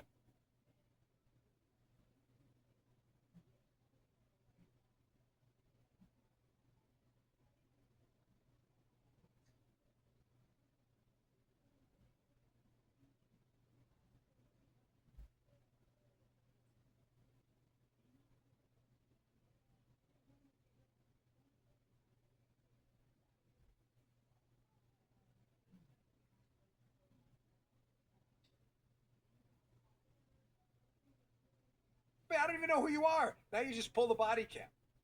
All right, I'm not going to get back to the actual show. He's like, please, focus. Focus. I got a couple thank yous and stuff. Big show for you today. About 30-40% of the stuff I had planned for yesterday's show, I couldn't get in dropping more like rain because we were loaded up. Huge interview with President Trump. Mega numbers yesterday. I'll get to that in a second. Look, it's 2026, and way too many of you are getting crushed by high interest debt. We're talking 20, 24, even 28% interest every single month. It's a debt trap. It's 32 degrees in the snow. Looks falling like rain. To call my friends at American Financing. You know that, dude. Guys, you've been waiting for a sign to get your house in order. This is it.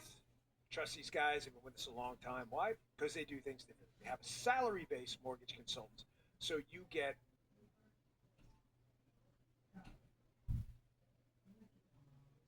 I mean, the Chuchi comes through in the clutch, man. The cafecitos are incredible. Damn, Don Vito. I'm trying to While say we're thanking people, I have to thank. Yeah, I'm trying to say Yesterday it. was a monster show. Despite the massive attack on Rumble, trying to keep us off the air. And by the way, I don't know, did you guys read this? There was some like goofball story in Politico or something. It was like, and Dan Bongino, who generally stayed away from conspiracy theories, promoted a conspiracy theory that his show was attacked. Our show was attacked, you dipshits! It was a freaking DDoS attack while I was on the air. Are you freaking morons that stupid? It's not a conspiracy theory if it actually happened. Despite that, Live Search app, which is one of my favorite X accounts, they track all the live streams in the world. DB is back, thanks to you. Top live stream in the USA. Look at that.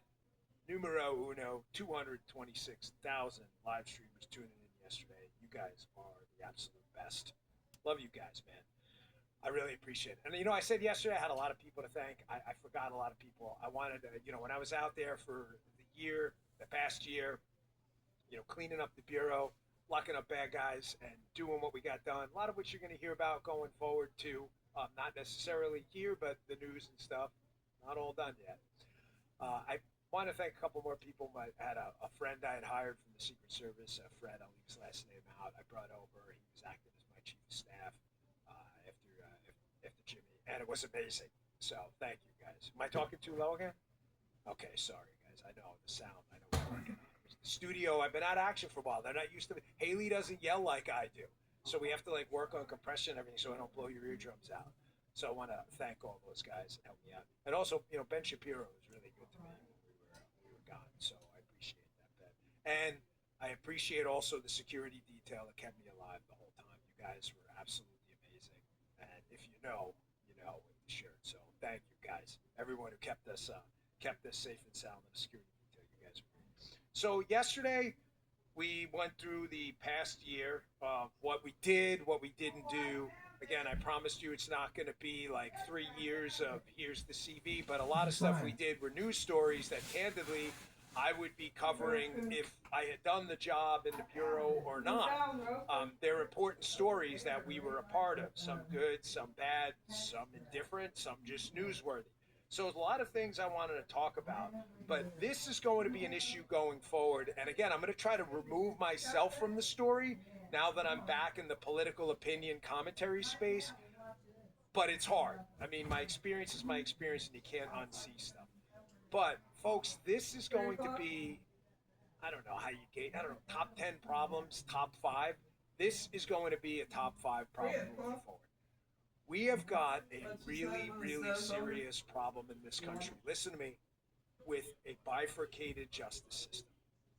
If you fit the liberal stereotype of the screaming Karen in a suburban neighborhood, screaming about everything, who wants, to see men's penises in the women's room, then you're probably going to be subjected to a different justice system than guys like me or anyone else who subscribe to conservative or MAGA-based ideologies. You just are. Jamie Jarosvik says we saw it in the justice system. Going forward, it's going to be a big issue. Okay. If a crime happens in a specific venue, in a liberal city, we've seen this stuff creep up constantly. It is going to be a huge problem. I say that not to just present to you problems. Here's the problem, whatever. But there's a solution for it. But the solution's not pretty. Yeah, seemed like it was And coming many of down you may like, not want to even hear though it. it's still snow. The solution is it's straight going to down like take rain a for a really while. long time Yeah, you can put it to in my get trash good, can. high-quality judges, magistrates, and I'm talking about Republican, Democrats. put I'm honey- talking don't about put judges honey who in it, it'll enforce the affect- law in a nonpartisan manner. And I'm not indicting all of them, of course. There's some very good ones out there who, despite their politics, continue to do their job. No question. But there is a limited group of people out there on the bench who they can't get past their politics. They just can't. The solution to that is not a quick one. Many of these appointments are lifetime appointments, and they're not going anywhere. Meaning we have to go and do the hard legwork of elections, where we get people like President Donald J. Trump. We get him elected, who appoints people who are nonpartisan constitutional judges as the others, by attrition, filter out. It's going to take a long time. The left has been engaged in this battle forever. And we saw it during my time over the past year, and you saw it in the news cycle. Check out this PBS story. I mean, I think we all saw this one. This was obviously an FBI investigation, FBI led. Federal judge sets back Justice Department's effort to seek new indictment against Comey. Ladies and gentlemen, you know, not much you can do there. You can only do the investigation and present through the process the information. If it gets stopped by a separate branch of government, it's a long, slow slog. That's why yesterday I was so, I mean, I think it's fair to say angry and upset, bottled up for the last year about the doomerism who think like every problem is going to be solved overnight. It isn't. A lot of them are. And accountability is primary. It's the tip of the spear. But a sense of realism has to be too. Because stuff that's done fast on the judicial side is most likely done wrong. You saw it again in this New York Times article with the Letitia James case. I mean, you got to remember, none of this stuff mattered for Donald Trump. Donald Trump was ruthlessly targeted by a weaponized justice system, and nobody gave a shit about the evidence. Matter of fact, there was that case up in New York.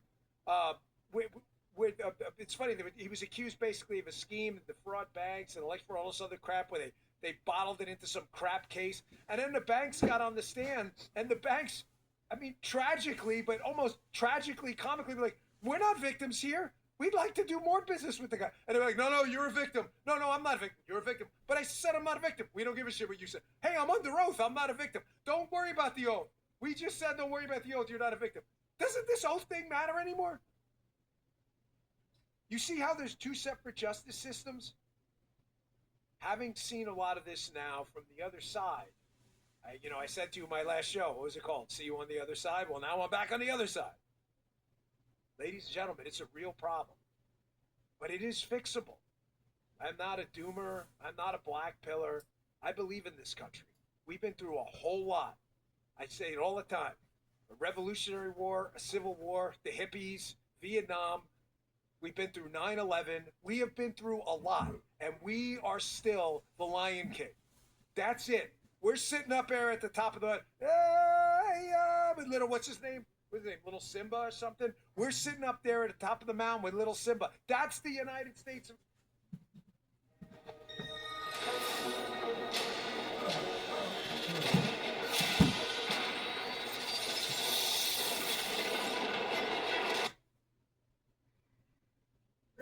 States of America. We kick ass and we take names. Sorry, just like looking at the chat during the show. That is us. That is always us. Just hair. So I don't want anyone to get into this kind of doomer black pill stuff. I promise. The president and his administration know what they're doing. But these are real problems. We cannot have two separate justice systems. But I do want to be candid about the headwinds, ladies and gentlemen, because there are a lot of them. This president will not be stopped. I was glad to have him on the show today. Again, working for him was a totally different experience. People ask me a lot.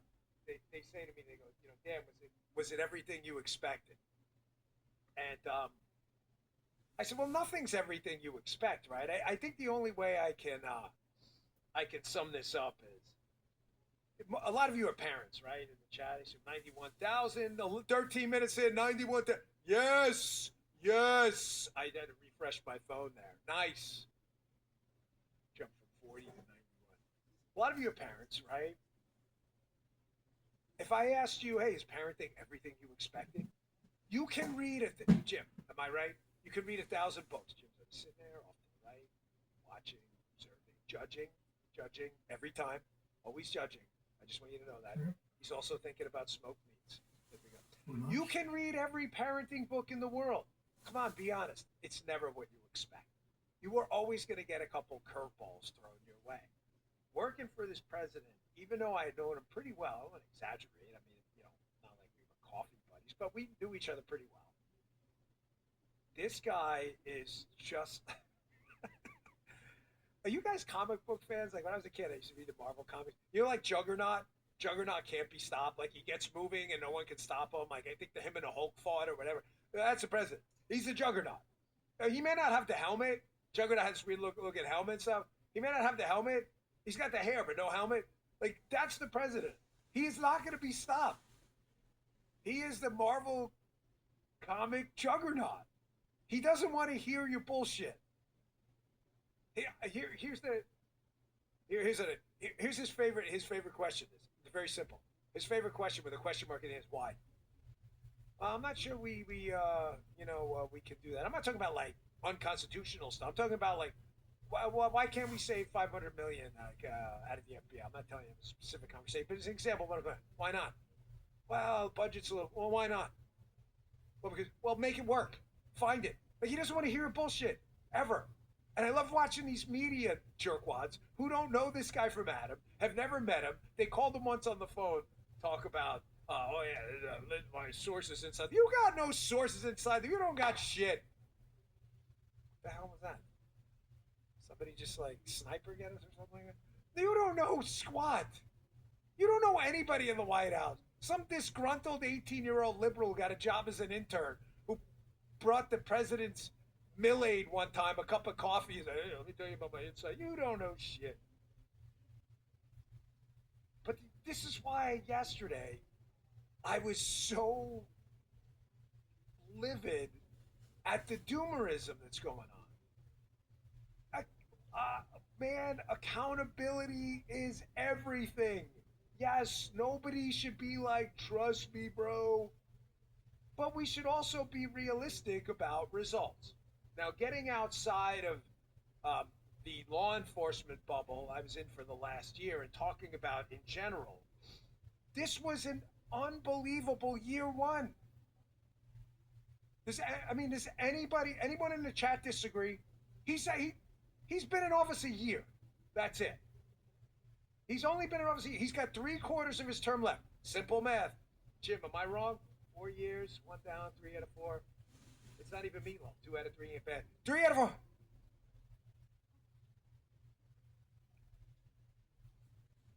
That blackout coffee cold brew is insane.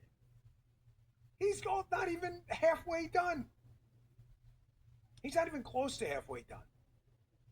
And yet the tally sheet of W's, wins, results, accountability is freaking bananas. You're not going to hear this from the doomers. Everything sucks. Oh, sucks. This guy. All they do is tell you what didn't happen.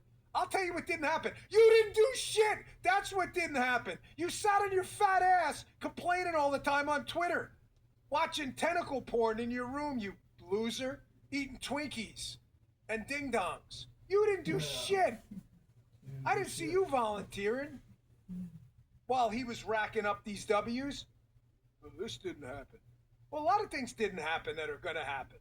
And some things don't happen because they can't happen. But you didn't know that. This is all the stuff the doomers ignore for you. By the way, doomers, I'm talking about a lot of these liberal clowns too. And media folks. All they want to do is crap on this administration. 107,000. Nice. Not even 20 minutes in. I knew you. I knew it. But you don't want me to. MAGA ways. Wall Street Journal. The names of Freeman the people article. They're helping out. Lock it up, Daddy-O. Here are some of the real records. What do Another they nice call it? surprise for the U.S. economy. Did we hear about this from the Doomers? Probably Anyway, not. she's You know, cooking I love meals and economics. stuff. It's I don't like to for bury some the kind show in it all the time. It's my passion. I'm a law enforcement. To help I got a lot of people passions. out. I'm in Okay? the kitchen and I love can't me watch some the economics. Is it Haitian? Productivity is very Hear simple. it. You know what Is it productivity Haitian? is? It's called Productivity mega- is stuff we mega produce. ways or something And like how do that. you get What is richer? that? Is By that producing legal? a lot of Mega stuff. raises or That's what? just the way to it. Keep that up a second. Okay. When you produce stuff, you're really rich. What's the difference between us and the third world? We've got a lot of stuff other people don't have. It's not just jewelry, it's cars, it's medicines, it's better office buildings, capital infrastructure, better banks. We're the best. The United States is the freaking lion What king. was she cooking? This Wall Street Journal article by Freeman, hey, are we in a productivity super cycle between AI and all this other stuff? Are we now producing more outputs than we have in any other cycle of productivity enhancements in modern American history because of AI and everything else? The answer seems to be because there was a GDP bump and an unexpectedly high one, gross domestic product, what we produce, that yes, everybody smile. Doomers, I know you're pissed off. Like, the GDP could be 5%. The Atlanta Fed says X. The Doomers are like, it should have been 6, bro. You wouldn't have done shit. You don't know shit about anything. Sit your fat ass down. You losers. You don't know shit. I would have been in there, President. Would have been 7. Yeah, really? It would have been -7. Dumbass. AI. Quantum, material sciences, cancer research. Throw up that next one. Do you have any idea what this is going to do to add to our productivity? Listen, I had cancer. It sucked. Not a sob story. A lot of people get cancer. If I had to go on Google reviews or Yelp, 2 big thumbs down. Cancer blows. Not a good time. Wall Street Journal, Alyssa Finley. Technology's making the war on cancer winnable. Listen, these are POTUS, President of the United States, President Donald J. Trump, W's. These aren't Dan Bongino W's. I'm not the president. I don't know. I'm square in the kitchen. These are W's. He's creating an environment for explosive technology growth where people are seriously talking right now about potentially beating cancer. It's been talked about forever. We'll hear more about it. Think about it. Obviously, we don't want people to die, me included. Jim, what's the number 1 rule of the Dan Bongino show? How sharp is this guy? Let's see. Don't get dead, kids. It's the number 1 rule. I don't want to get dead either.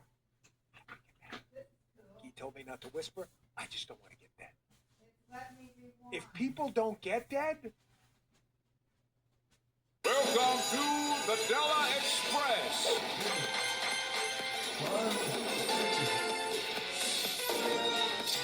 Well done, Magnet.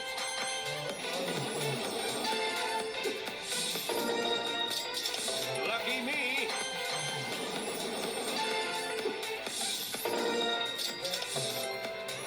Grand jackpot. Legendary. Jackpot land. Bigger win, bigger fun. they can still produce, which adds to gross domestic product and productivity. Wow, Dan, that sounds sterile. It's true. Nobody wants to get dead, but you can't work if you're dead. Why, Jim? Because you're freaking dead. Is this so? Liberals are like, huh? Liberals don't understand economics at all. If we beat cancer and you're not dead, you can still produce stuff. That's awesome. And you're not dead, which is a nice little penny, right, Jim? You can answer. He's paying. Yeah, he's paying attention. That's Bluetooth. He's funny. He's like, I'm bored already with your show. Yeah, he's working. He's working. I know. He's like, I know what you're going to tell me. You're getting ready to tell me I got to take a break quick. But Key, I want to get to this last one. W's, remember, this is for the doomers. The Podfather's back. I'm taking the movement back. been here, running for office, been an activist since the Tea Party days. I'm not surrendering this movement to a bunch of dipshits, doomers, and black pillars. I'm not doing it. Ain't happening. I've been through 1,000 of these fights, man. I've seen it over and over. Nope. Here's another one. We've been dealing with these jokers leading Venezuela for now over a decade, who ran one of the richest countries into the ground. Drug dealers, commies, Chavez, Maduro. This was my last day on the job, and this was a notification I got. Woke me up a little bit at, I don't know, 3, 4 a.m. But gosh, did this one feel good. He played that Viewers now watching Nicolas Maduro and his wife Celia being flown to the Brooklyn Detention Center. We saw them fly past the Statue of Liberty. He was processed at the DEA headquarters here, and now he'll go to that detention center. You're damn right. Fly his ass right by the Statue of Liberty. You see that thing's called Statue of Liberty? Liberty. You don't know anything about that. That means like people are free and stuff, not like you commie assholes. Been dealing with this guy forever. The boss, POTUS, President Trump, told our HRT guys and his Secretary of War, go get him. He's a criminal. We got him. And now he'll be tried in our constitutional system, and we'll produce evidence. And it'll take a while, and there's a process. But he messed with the wrong guy. You see this FAFO stuff all the time. Honestly, we used to love it. Jim and I, but it gets played out a lot. But this is it. I know. It's like, all right, when on the other side is break, I want to talk a little bit about this Don Road doctrine. He brought it up yesterday. And our great Secretary of War. Total stud. Love Pete. What's this, Brick House? Look what I got for you guys. Actually, it's for me. Miles sent it to me. You can have it. Brick House Nutrition, Field of Greens. Miles sent me like 30 of these. Miles, I love you, but I promise, I can't. I mean, 2 scoops a day. That was really nice of you. I gave them to the whole team. He's like, will you please? It's day 2. Just stick to it. No, I won't. I will not. I refuse. And Miles doesn't care. I love Miles. I've been with him from the beginning. I love this stuff. I take it all the time. 2 scoops a day. Field of Greens. Why? Because I am like the ultimate biohack, life hack guy. Because, Jim, number 1 rule, I don't want to get dead. So I try not to get dead. And that's why I take products like Field of Greens and other supplements from Brick House Nutrition. He's like, okay, can we get That's what I want. Sure. That's Folks, what I here's the want. reality. It's not Weight done loss yet. injections work because they help control blood sugar. They also shut down appetite, so you eat a lot less. That's the mechanism. There's really no mystery behind it. You've seen and heard about all these drugs. They have a great product I love. It's how I lost about 20 pounds. It's called Lean. It replicates the benefits of weight loss injections. It works. I'm proof of it myself without the needles. Lean, L-E-A-N, was formulated by doctors to support healthy blood sugar and help reduce the spikes and crashes that drive nonstop snacking and cravings. You don't want that. But Lean goes a step further. Lean helps your body turn fat into energy so you burn it instead of storing it. No prescriptions, no needles. It straight up works. I was like 238 before I started it. I don't remember. Go back and look at the videos. You're going to be like, wow, you weren't kidding. A little gooey around the edges. It happens. Not anymore. Yes, Paul. Visit brickhousenutrition.com/Dan. Use promo code Dan to get 20% off. brickhousenutrition.com/Dan. Use promo code Dan. These statements have not been evaluated by the FDA. They're not intended to diagnose, treat, cure, or prevent any disease. It's not a substitute or alternative for care from a healthcare provider. Thank you, Brickhouse. And our next sponsor, Ethos. Ethos. When you bring a child into the world, your perspective changes overnight. Suddenly you're thinking years ahead about childcare, school, the milestones you can't wait to see. Not like being a parent. For me, part of loving my family meant thinking about their future, even in sometimes uncomfortable ways. Life insurance, listen, man, let's be honest, it's not a fun topic. We know that. But it's reality. It's one you need to think about, and I'm glad I found out about Ethos. I carry a lot of responsibility in my household. If something happened to me, there are real consequences. You know what they are: mortgage payments, tuition, everyday bills that don't just disappear, not going to go away. Got to think about that stuff. I know it feels overwhelming, but take the steps to protect your family like I did. Protect them financially. That's why I got life insurance. Ethos makes getting life insurance fast and easy, 100% online. You can get a quote in seconds. You can apply in minutes and get same-day coverage.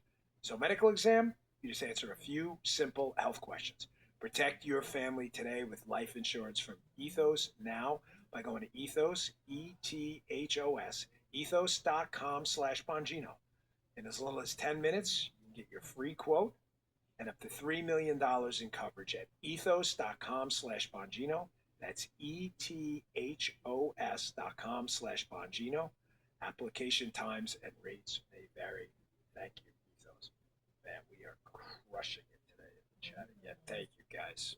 Oh, man, you guys just never, ever let us down. Ever. It's amazing. It's such an honor. I keep moving over. I keep straying over a little bit more every time, don't I? I can see I'm driving the poor guy crazy.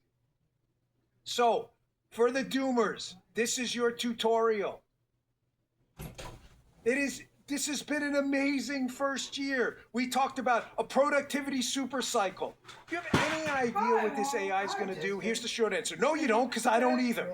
All I know is if this thing doesn't blow us all up, it's going to be the most transformative thing since freaking electricity. The war on cancer. Maduro out of power. Trump's like, what do we got, an arrest warrant for this guy? Go get him. Yeah, but he's in Venezuela. I don't give a shit. Go get him. Well, he didn't exactly say that, but you get the point. Because he... Hold on a second. Sorry, folks. Listen on audio. I'm like, the cold brew stuff, I can't get enough of it. It's like 20 degrees in Florida, and I'm drinking cold brew. Heavens to Betsy. Wow.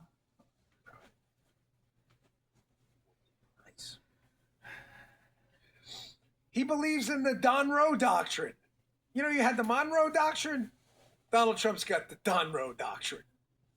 He is not going to let anyone put a footprint in our hemisphere that wants to do really bad things to us. Oh, come on. People must have thought about this in the past. Everybody thought about it, but nobody did shit. Chavez, Maduro, none of them. Now, I always have to, I gotta be careful when I talk about national security for obvious reasons. I hope you understand that. I think you do. You guys didn't pay me to go out and come out here, be some superhero, write a book like these other morons and, blow up the national security picture. Let me give you all the secrets. Never gonna happen. But based on stuff you can read in the public, I think it's fairly obvious, ladies and gentlemen. China, North Korea.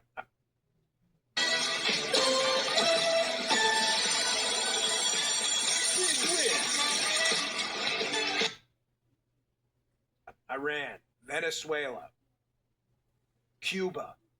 A lot of these countries have significant surveillance interests trying to surveil us. The threat picture is different. You have industrial control systems. You have the compromise of the grid. You have space-based threats. You have underwater threats. You can read all about this stuff in the newspaper from people who've blown it up in the past.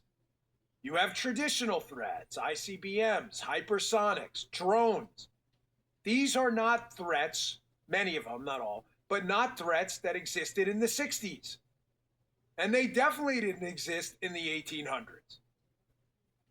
Donald Trump sees these threats every morning. This is a little inside baseball. We talked about it yesterday with the president himself. But everybody knows the president every morning gets his daily brief, the PDB, the president's daily brief. The principals and deputies around the government get roughly the same brief. Pretty much, most of it's pretty much the same. Sometimes he gets very specific stuff for him. He's read in on everything. This is why I was saying about the media. Listen, I am an avid, firm, hardcore believer in the First Amendment freedom of the press. Period. That's a full stop-a-roo. But that doesn't mean you know anything. It just doesn't. I'll read these articles now after the experience I just had with these national security reporters and all these other, dipshits out there. And you got to laugh because you're reading the real information on the inside. And it's like reporters saying zebras have no stripes. Like, of course they have stripes. What, do you ever seen a zebra?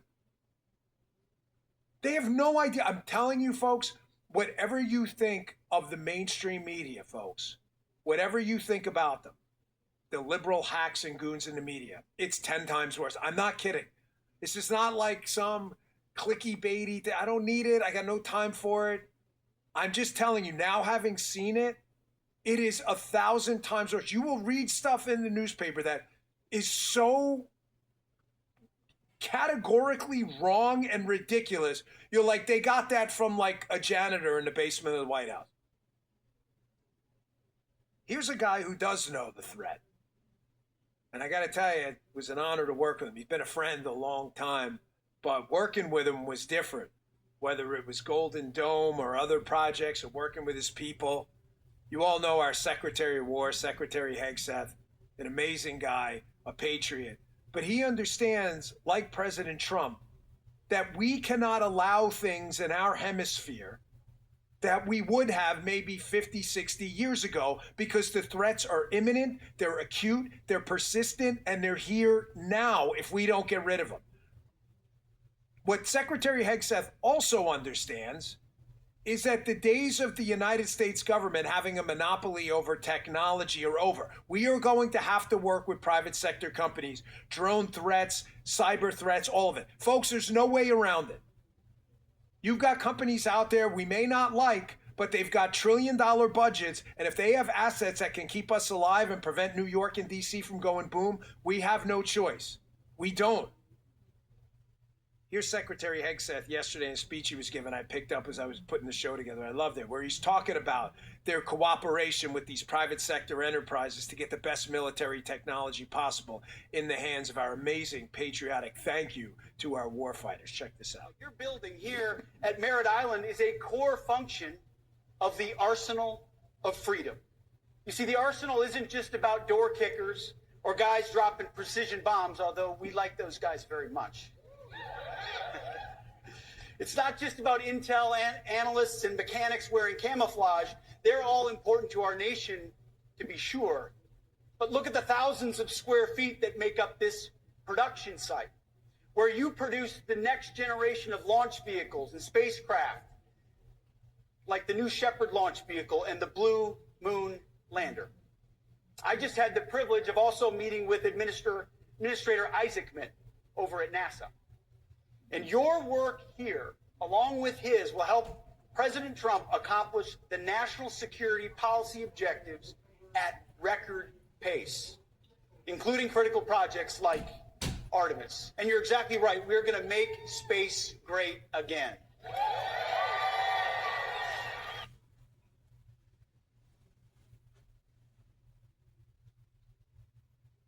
Sorry, I'm not trying to. You know, people do that. They call him Pete to look like it. You know, like I know him. Pete.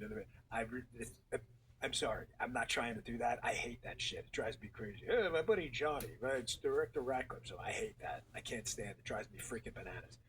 I'm trying. But let me tell you about my experience with Secretary Hegseth. He, like Cash and others, who came into an agency from the outside. Cash had some government experience, but was not an FBI agent before. It filtered down from the president. This is the best kind of inside baseball I can give you. The most important question in the world, everyone was instructed to ask and follow through. Why? He's another one. Well, we don't work with that company. Why? Well, we can. Why? Is it a rule? No, it's not. We just haven't. Well, he totally threw out and scrapped a lot of this stuff they had done in the past and said, why? Why are we doing that? Why do we have this footprint there and not that footprint there? And I'm going to tell you something. I have the utmost respect. Listen to me. This is really important. Utmost respect for our warfighters. You know that. If you've been listening to this show, my greatest regret in my lifetime is not going to the military. It really was. Staff Sergeant Williams, my recruiter for Marine Corps, the NYPD called with the cadet program. I wanted to go in later, and the golden handcuffs in it. No excuse. It kills me to this day. There's nothing like warfighters. Nothing. There's no experience like it. You either did it or you didn't. End the story. But $1,000. There's no. But man, some of the people in the administrative bureaucracy at the top of the Pentagon had to go. They had to go, folks. We had a lot of this DEI stuff we found in the FBI was just infecting the Pentagon too. And I'm sure when the secretary's time is up and he's able to talk more, he's going to tell you that too. All these leaks that came out of the Pentagon, Pete irons his jacket before he goes on. Who the hell cares? Who gives a shit? Do you remember, like that's a story? Like they would never in 1,000 lifetimes write that story about anyone appointed by a liberal president, ever. It was just meant to try to discredit him, and I promise you it's not working. Let me just give you a little tutorial, too, for the media and these people, why we're going through. By the way, just to keep everybody grounded, we're talking about the POTUS W's. It's been an amazing year. Amazing. But here's a little tutorial for the press. If you think you're going to get a Trump cabinet member fired by writing negative bullshit stories with zero substance at all, let me just tell you right now, having lived it with absolute certainty, the best job protection in the world is liberal media zeros. What are you laughing at? I haven't even said it yet, Jim. Liberal media zeros writing an article demanding Jim Verdi be fired as the secretary of Dan Bongino show. It's the... I'm not kidding. If you want to ensure secretary of the Dan Bongino show works the entire 4 years, write an article. The calls grow for Secretary Verdi to be fired. The president ain't listening to you. The president doesn't give a shit about what you say. You think he doesn't know he needs to fire or not? Here's how many shits the president gives about your...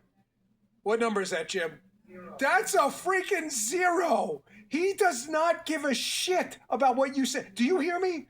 Washington Post, New York Times, CNN, MSDNC, whatever they're called now, CBNB, NBC, I don't even know what the hell you call yourself now, Mad Cow, all these other lunatics over there. That's the greatest. I would see these articles by the left-wing media, but in 2025, no matter the reason you deleted government slots in the past, please re-download it again immediately. Media big. Dan Bongino's gonna be fired. That's it. I'll definitely be here in a year now. There's no way he is listening to you. Zero chance. Like, isn't this segment supposed to be about the W? It is about the W, but I gotta pepper it with some of the. Folks, it's been bottled up for a year, man. You have no idea how much I've been dying to talk to you guys. But I told you when I put on that hat, you work for the taxpayer. You got to shut your pie hole. That's it. And it's hard, though. It's hard. Wasn't easy. Kim Strassel, but listen, Wall Street Journal's a huge fan of President Trump. I don't think that's a mystery, guys, ladies out there. You know that. So when they write an article about W's, big wins for the Trump administration in what has been an incredible first year, it's legit.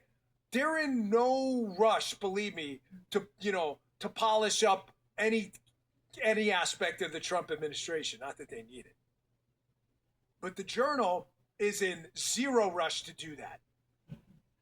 But Strassel wrote this piece a while ago. And when it came out, again, I was like dying. I'm like, damn it, I wish I was on the air to talk about this. But I saved it. I bookmarked a lot of stuff because I'm like, I'll get to this later when I get back on the air. I'll run through this pretty quick. But these, again, for all the doomers, this is all the stuff I guess you may have missed. Throw up that piece, Gee. Wall Street Journal, Kim Strassel. It's been an incredible year. There's a couple of screenshots I took from the piece, screen caps. First one's about Doge. The federal government is now 271,000 employees lighter than in January. This article was written on Christmas Eve, December 24th. Yeah, now, Jim, what are the doomers saying? You know it. Why isn't it 2 million? Holy shit. I get it. Everything this guy does, you guys have something to say. I understand. Nobody gets fired from the government, ever, except under this administration where they were like, hey, man, we're paying millions of government employees. I think we can do this a little leaner. Can we start looking at people? Elon's Doge people had a real impact. Don't tell. Here's the 18-year-old, what is it? Ben Jones for the Washington Post. He's 18 and a half. He's barely in school. He's writing an article. Let me tell you about my experience. You don't know shit about Doge, Ben. Take your Twinkies and Ding Dongs and go sit in the corner, sit your fat ass down. You don't know shit, okay? These Doge people, at the president's direction, working with Elon's crew, came in and did a scrub of a whole bunch of agencies and found a ton of waste. I can just tell you, in my experience at the Bureau, I think we saved, Cash put the number out the other day, something like $317 million. That's not chump change. We found all kinds of crap.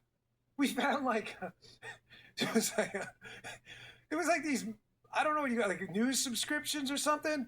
It was like, here's Reuters Analytics or whatever. I forget what it was.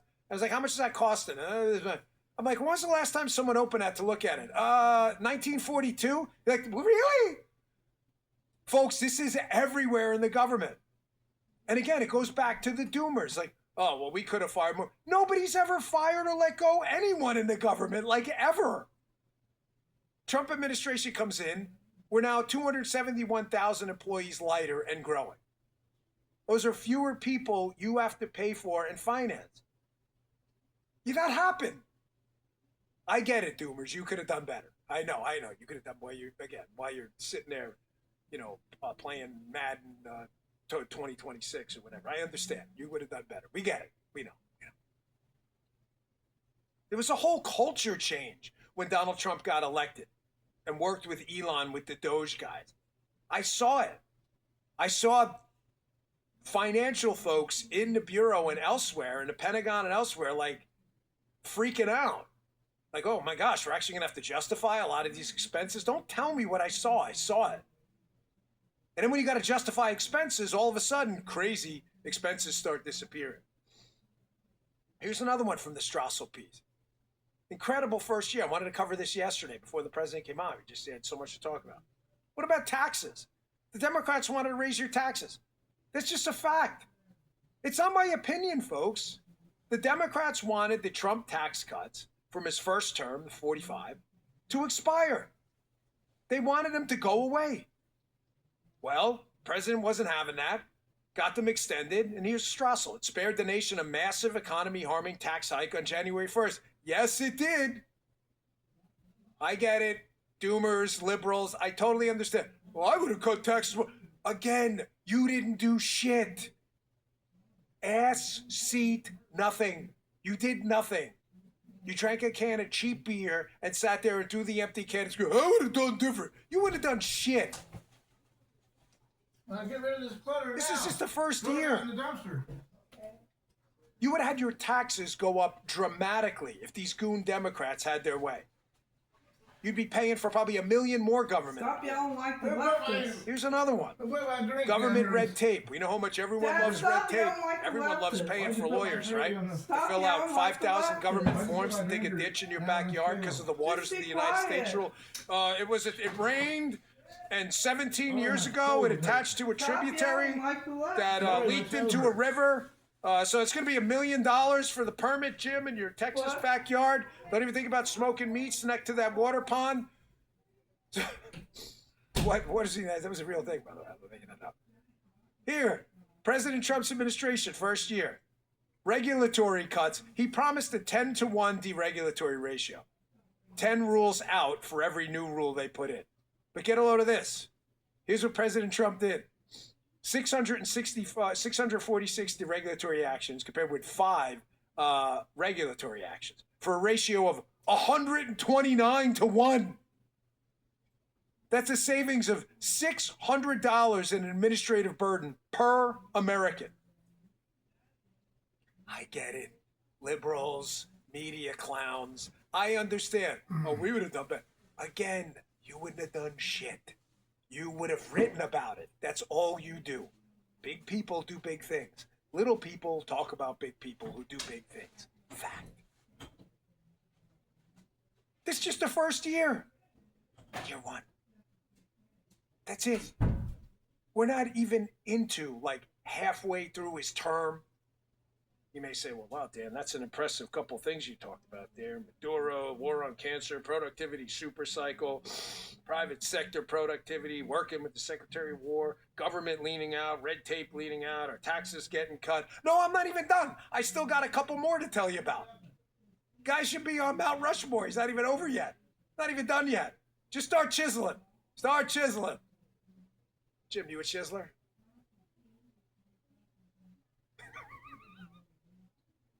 Put up that other one, the energy boom. By the way, for those who are new to the show, I know I drink funny. Can we demo that again, Gee? Sorry, put it back to the full screen. I'm not weird. My elbows don't work. You can see the scars. I've had 1,000 surgeries on them. I'm not trying to play a tough guy. I got tapped out a lot in the JIT stuff, so I've had surgery on my elbows. I got arthritis. A lot of you are new. We got 127,000 people here today, so some of them are new. My elbows don't work, so I actually can't reach my mouth with the cup, so I've got to bend in weird contortions and directions. Sorry for the explainer, but that's true. So have fun with it, but that's how my body doesn't work like it used to. They're all like show muscles now. Except Nicole Wallace loves them. We'll get to that. Don't let me go today without that story. She's like in love with me at MSNBC. It's the weirdest thing. I'm not dating you. Forget it. I'm not. Stop asking, weirdo. She's like obsessed with my shirts. So much, shirts. Here's some more for you. POTUS wins in the first year. Rack them up, kids. W's left and right. Energy boom. You know energy, like the thing we put in the gas tank, heat your house. It's like minus...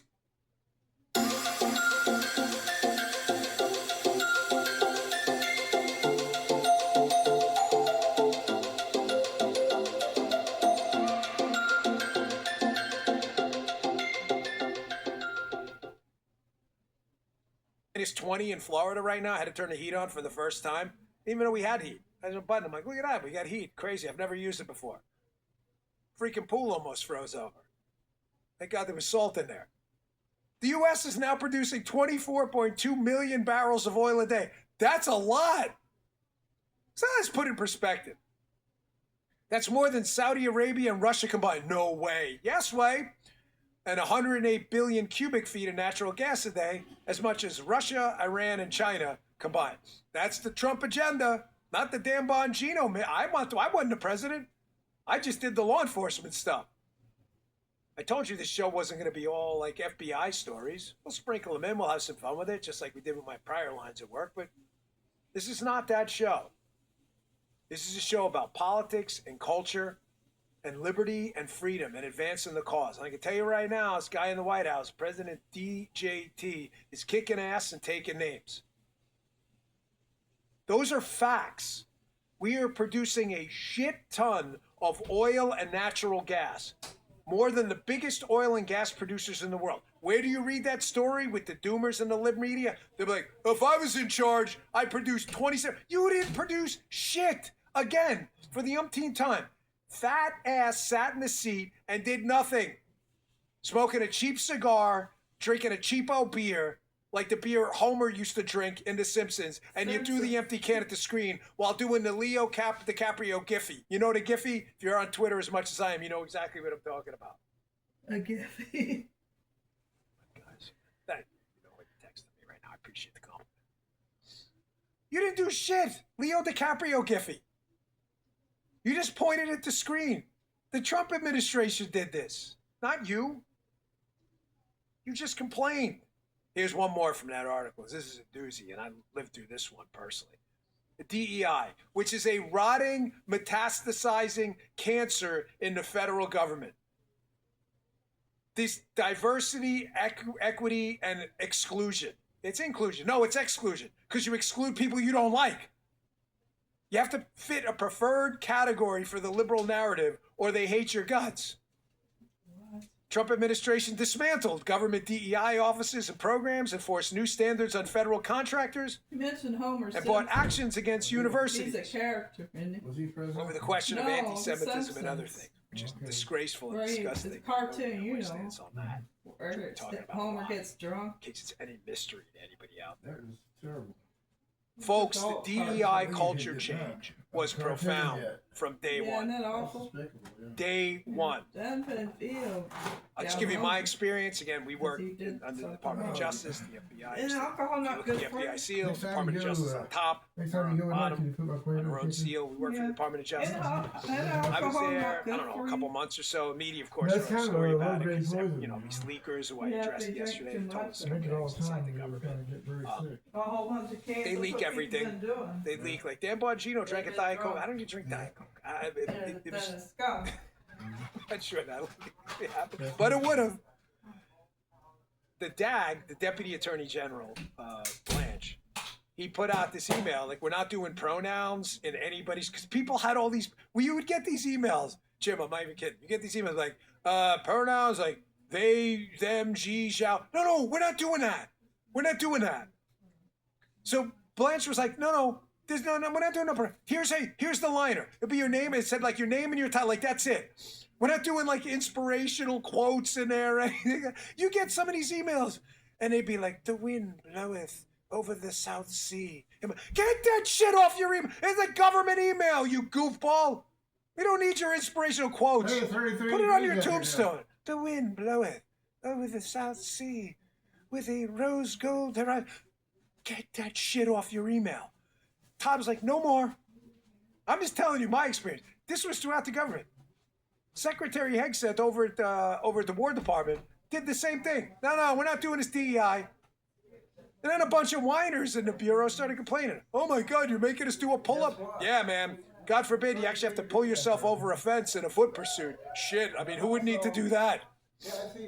Leak it to the media. You're making us do a pull-up. Oh. My wife is 51. She does 3 pull-ups herself. Probably could do 5 if all she did was pull-ups on. Wait, we gotta do pull-ups? Oh my gosh. Do you believe it? I don't believe it. Then they leak into some story leaks like, Dan said in a meeting one time, ring doorbells, and if you show up overweight and stuff. Yeah, you know what? You know why I said that? It wasn't exactly the quote. Yeah, me. Because when you ask people in prisons who've attacked, engaged in AFOs, assault on a federal officer, or any officer for that matter, when you ask them in prison or elsewhere after they've been locked up why they attacked that officer or that person, they give the same answer every time. You know what it is? Because I thought I could take them. Yeah, they both That's characters. why. Yeah. This DEI stuff was a freaking cancer, man. An absolute cancer. Here, let's wrap this segment up about year one. I got a lot of stuff I want to get to, too, including Nicole Wallace's bizarre infatuation with my shirts. You like this one, Nicole? I can get you one. I know the guys.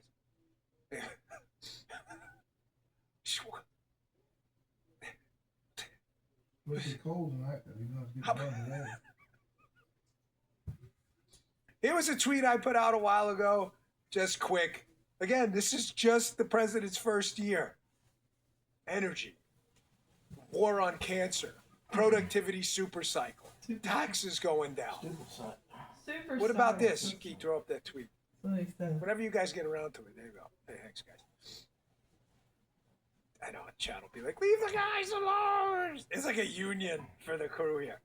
I wrote this on my Twitter account a while back. Midterms are coming. The first year was for the record books. Friends don't let friends blackmail. Violent crime arrests double in Trump's first year. Illegal crossings in U.S.-Mexico border plummet. President Trump brokers another historic peace deal. Atlanta Fed doubles GDP to 5-something%. The GDP at 5%. You have any idea what 5% GDP is? 5% GDP, the economy doubles in about 14 years. Doubles, like in real value, doubles. Don't worry about it. The doomers, I could have done better. Yeah, sure, you wouldn't have done shit. Here's another one, LA Times. These are like massive victories for any administration that he's had so many, the president, they get lost. People probably forgot about this one. LA Times, which hates the president. U.S. overdose deaths fell through most of 2025, federal data show. Jim, who was the president in 2025? That's so crazy. By the way, Brickhouse, thank you for these cups. I'm not a big fan of plastic, so these metal cups are pretty cool.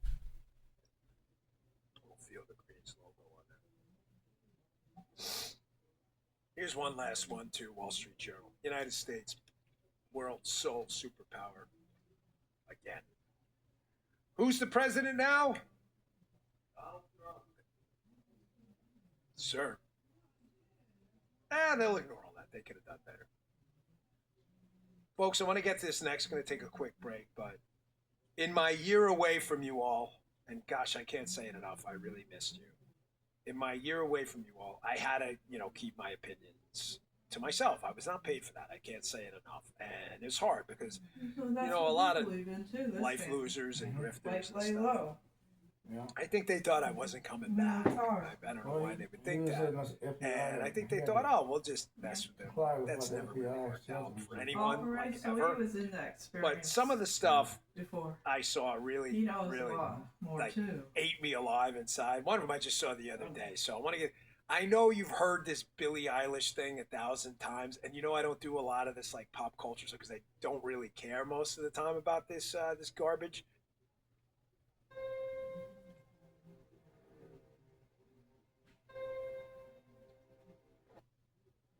You don't have very long commercial plays. This garbage, but I gotta do it. So I'll take a quick break. Last couple spots for today's show. Folks, I am a big believer in dose. I'll occasionally have some wine on a date night with Paula or something like that. And cholesterol, I monitor my blood. I take my blood work every couple months or so. Cholesterol's tough, and for many of us, it's genetic. Paula and I discovered a while back dose. It says recently, but I got to tell you, folks, we've been taking it for a while, and you know that. So we've been using Dose for a really long time. Matter of fact, we were using them before they were a sponsor because I love the product. It's a clinically backed cholesterol support supplement that helps target triglycerides, LDL, HDL, and total cholesterol. Honestly, Dose makes it so easy to make it part of your daily wellness routine. It's just a daily 2-ounce shot that tastes like mango, no pills, no powder. They have tons of great products over there, by the way. Dose, D-O-S-E.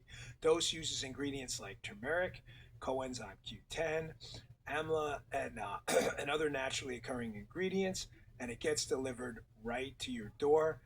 Dose is easy to start, even easier to make your part of your self-care routine. Paul and I are big life hackers. I'm 51. I feel good outside of my bones falling apart, but I feel pretty great. Dose for cholesterol is a way to get help in taking control of your own health, and something that I can help delay more intense conventional therapies. Just quick, I just got my blood work done. Maybe I should show it to you so you don't think I'll find it for this.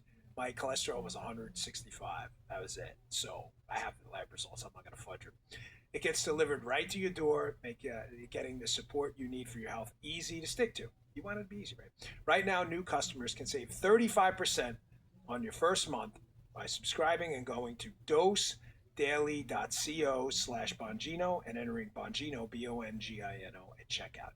I'll spell it out for you. DOSE, Dose, Daily, DAILY.co/Bongino. dosedaily.co/Bongino for 35% off your first month subscription. These statements of products have not been evaluated by the FDA, are not intended to diagnose, treat, cure, or prevent any disease or condition. Great product. Thanks to us. We're more than happy to use it. We love it. And finally, they're back. Our buddies, Helix Sleep, man, we've been wearing them out. I moved up to DC with Paula. I'm like, Teresa, get on the phone with Helix. I need a mattress. I needed a mattress. You got to go to sleep. And I did it. I love Helix Sleep. I got them everywhere. My daughter loves it too. Whether it was my time working in government or getting back behind the microphone, one thing that keeps me going is a good night's sleep.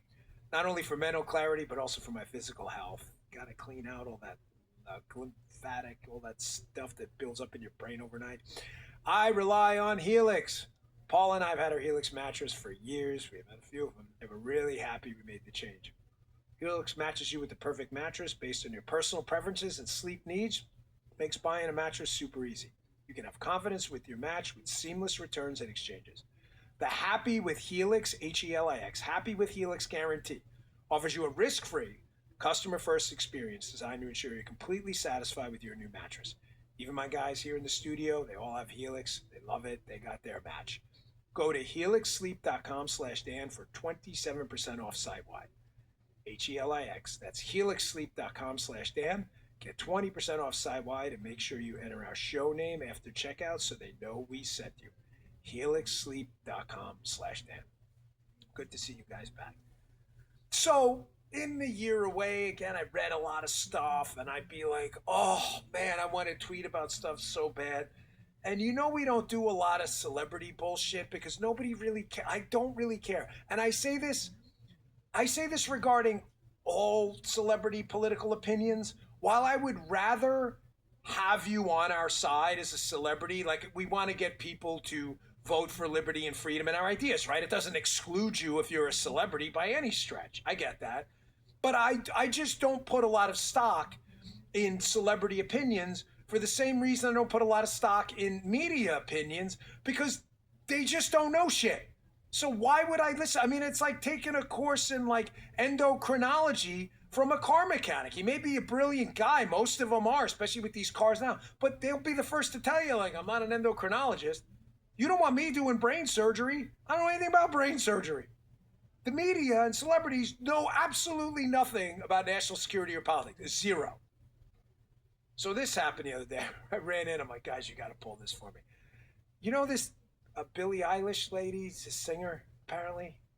I guess she's got some stuff. Does anybody ever, by the way, what happened to music? Are there any, I've read a story about this. Does anybody like remember, are there any memorable songs anymore? Like, is there any Stairway to Heaven's Comfortably Numb before Roger Waters went crazy? Like, are there any of these songs that are like bedrock staples anymore?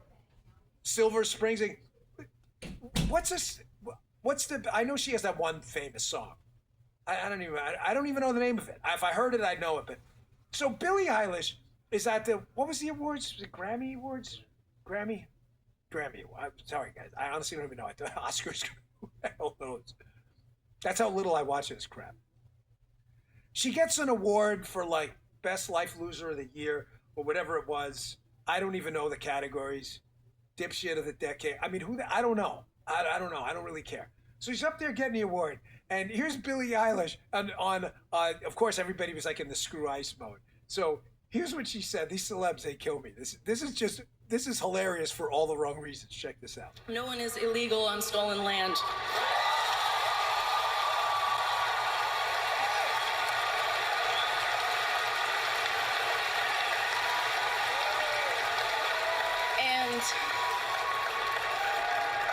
Yeah, it's just really hard to know what to say and what to do right now. And I feel really hopeful in this room, and I feel like we just need to keep fighting and speaking up and protesting, and our voices really do matter, and the people matter. And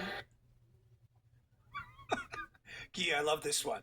I had them cut this yesterday. I didn't know where they were going to end it. I'm glad you actually let it go for a second. So, nobody's illegal on stolen land. I'm not even sure I should do right now. I got a recommendation for you. How about you shut the fuck up? Nobody gives a shit what you have to say. Just sing. Nobody gives a shit. On stolen land, what is this? I guarantee you, she has made no effort whatsoever to return her home. I know you've heard it 1,000 times because it's just it's almost become like a cliche. Give it back. Just give it back. If it's stolen land, then just give yours. Why don't you start? How about this? Hey, Bill. Do you go by Bill? I don't really care. Okay. Bill, I got an idea.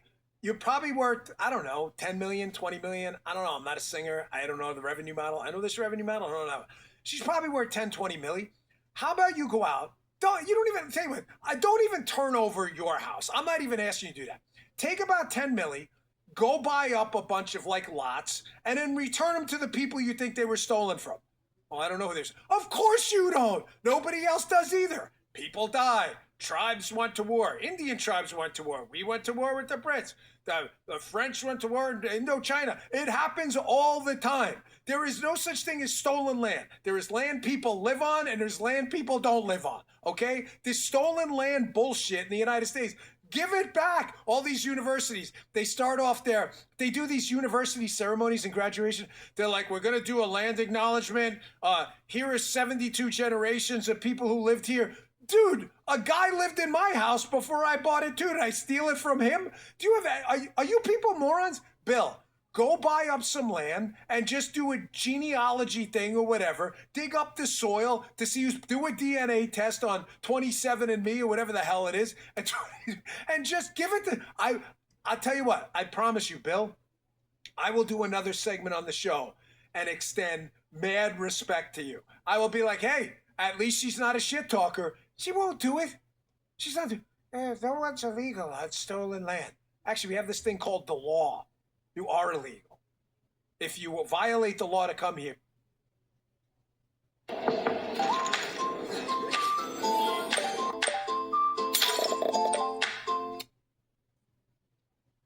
Law to come here, by default, you are illegal. Just give it back. What is that? Why is there a question mark on the screen? Question mark. Is that one of yours? Well, a question mark just appeared on my screen. I go, Gee, what happened? He goes, oh, I just hit the wrong button. Well, thank you for being honest. Give it back, Bill. Give it back. Reminds me of my friend Brian when they brought him out a steak and a potato, and he thought the potato was another steak, so he gave it to my brother at dinner. Then he figured out that he was left with the potato, and he gave away his steak, and he said, give it back! Give it back! Just give it back! Wait, did she give it back?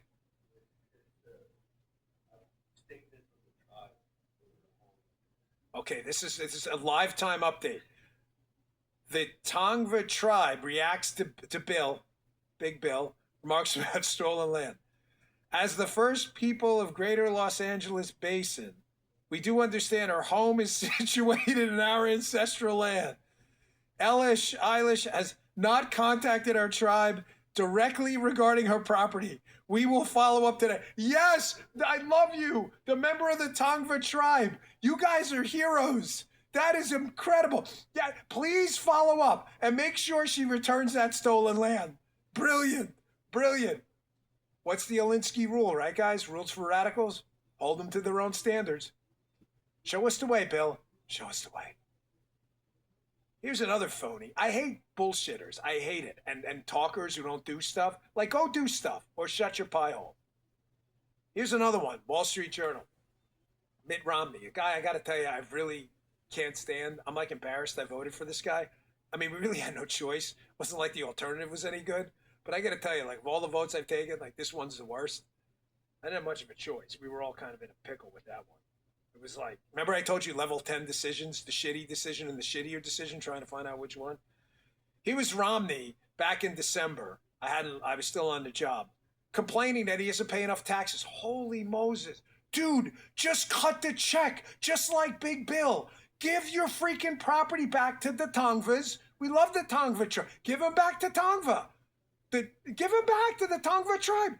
Man, there is a line on the IRS forms. We have shown it many times. You can donate to the, isn't there a website to make voluntary donations to the United States Treasury? A big mint. Go for it, bro. You're like a trillionaire. Just write the freaking check. All these rich assholes. Oh my gosh, I should be paying them. So pay them. Pay them. Here, get your ass out of the seat. Yes. Go to the website on your computer and just cut the check. Dude, here's a pen. Stroke the check. Here we go. Just sign it. Brick house. Back to side view. Go back to that shot. What do you think of that? Give a little white here. Pen on the desk. What's that? Oh, these are the oil wipes because I'm like oily Italian. Sorry. We got a makeup artist now. Jacqueline. I warned her. I'm like, you're part of the, everyone's part of it. It's all fair game, folks. We have makeup. Imagine that me. I had no choice. I get the greasiest skin ever. I did that hit on Fox the first night with Hannity from the new studio, and we hadn't fixed the lighting. The lighting was all set up for Haley. Folks, I promise you, it was like 65 degrees in here. It was so cold. And the lighting was like intense on my forehead. It looked like I was under police interrogation. So usually like the media will take shots and we'll usually laugh at them. But Guy, we got to give him that one. We were definitely shut. Don't you think? I'm not cleaned up. All right, first, That's why I can't come yeah, out for there. as much as we hate them, we'll give you guys that one. I definitely look like I was under police interrogation. You notice the lights though now? We did some diffusers, whatever. I'm not a lighting guy. Well, we got a makeup person because I don't want to look like we're under police interrogation all the time. But yeah, Oh, can we we got do the that? package? Is that a possibility? He wants to show you a little bit of behind this. Yeah, zone out. What do you guys think of the new studio? This is the whole. This took forever. And thank you, Paula, Jasmine, Guy, Jim, Justin. I didn't even know you guys could do this stuff. Like I've only been in this. This is like my 10th show or something from the studio. Haley's been using it. Yeah, check it out. Candy. There's Jim on his phone. Camera's on him now. He didn't know. Lucky he wasn't doing anything weird. Would have been strange. You guys thinking the new studio though? Thank you, Guy. That was pretty cool. I didn't know you could even do that. Hey, mate, if you want to cut a check to the studio, too, you can do that as well. You got a couple $1 trillion. I want to pay more taxes. So pay him and shut up. Just pay him. Stroke the check. Freaking zero. Nice, and pay more taxes. Do it. I'll give you a little. I tell you what, I promise. Again, along with Bill. Stroke the check, and we'll cover it on the show. Listen, I got more on some of these media morons.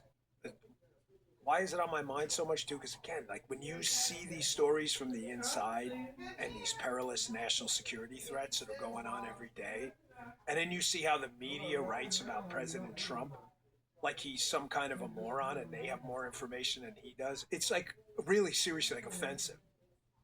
Here's what I mean. Again, I just want to be clear on this. But I said again twice. Again? Remember that? You remember that? We're bringing back all the oldies. Again? Again. Norm MacDonald? Again. We got to play that clip. Line that up. We got to do that for tomorrow. I am fiercely protective of the media's right to speak out. Freedom of the press matters to me. It is paramount, tip of the spear. But again, that gives you the freedom to be stupid. And most of the time, unfortunately, you prove that axiomatic truth that you're going to be morons to be correct. We had President Trump on the show yesterday. This is a really quick cut. He was gracious enough to come on. I really appreciate it. Working with him was amazing. But he said something yesterday. It was short. But there's a lot more there than yeah, let me just play it and I'll talk about it on the other. So, Guy, play that cut. Yeah, be respected. We did a great job. We're respected all over the world. I spoke with China. He goes, very impressive, very impressive. I spoke to Putin. He goes, wow, that was something. And that's what we want. We have to be respected. Okay. He's saying that for a reason. Now, of course, when you're a media moron, you've already written the story. The narrative in advance, but before the interview even happened, you're already writing negative stories about President Trump. Like, he's seeking approval from dictators. Morons. Let me give you a little lowdown and dirty here. He does not care about the approval of dictators at all. He is a deal maker who understands the net present value spreadsheet of power. He is totally transactional on this. He is getting briefed every day about existential threats from space, from the water, from sea, from land, from the electrical grid, everything. These are serious threats. And he understands that if these countries don't respect our power, it's kind of like, what do we used to call it, but before I left, the Brock Lesnar theory of international negotiations. The reason Brock Lesnar, WWE, UFC guy, he's like 6'7", 400 pounds of muscle. The reason Brock Lesnar probably doesn't get into a lot of bar fights is because nobody wants to mess with Brock Lesnar. Nobody does. You see the guy walk in, they're like, wow, you think like even fighters don't want to fight him. Trump understands that if we don't project power, serious power, whether it's through a military budget, whether it's through this surgical operation on Maduro, and these countries don't respect us, they're going to do exactly what Putin did with Ukraine, which is invade, or maybe not going to invade the continental United States, obviously, but take some kind of hostile action towards us. I've heard him talk. He's not saying that. Again, it just shows you how the media frame, like the framing of things, how they frame things to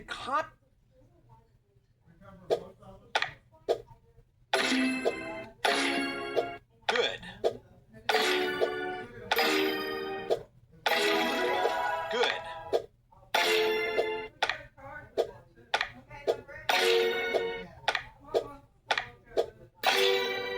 Good.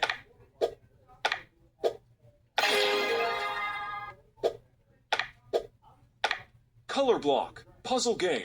Play now. Frame things to constantly take pot shots at this guy. He's saying it for a reason.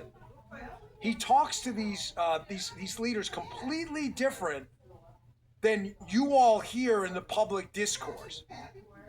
You don't respect him in the United States, you're going to get a tongue lashing, and you've seen it in the Oval Office.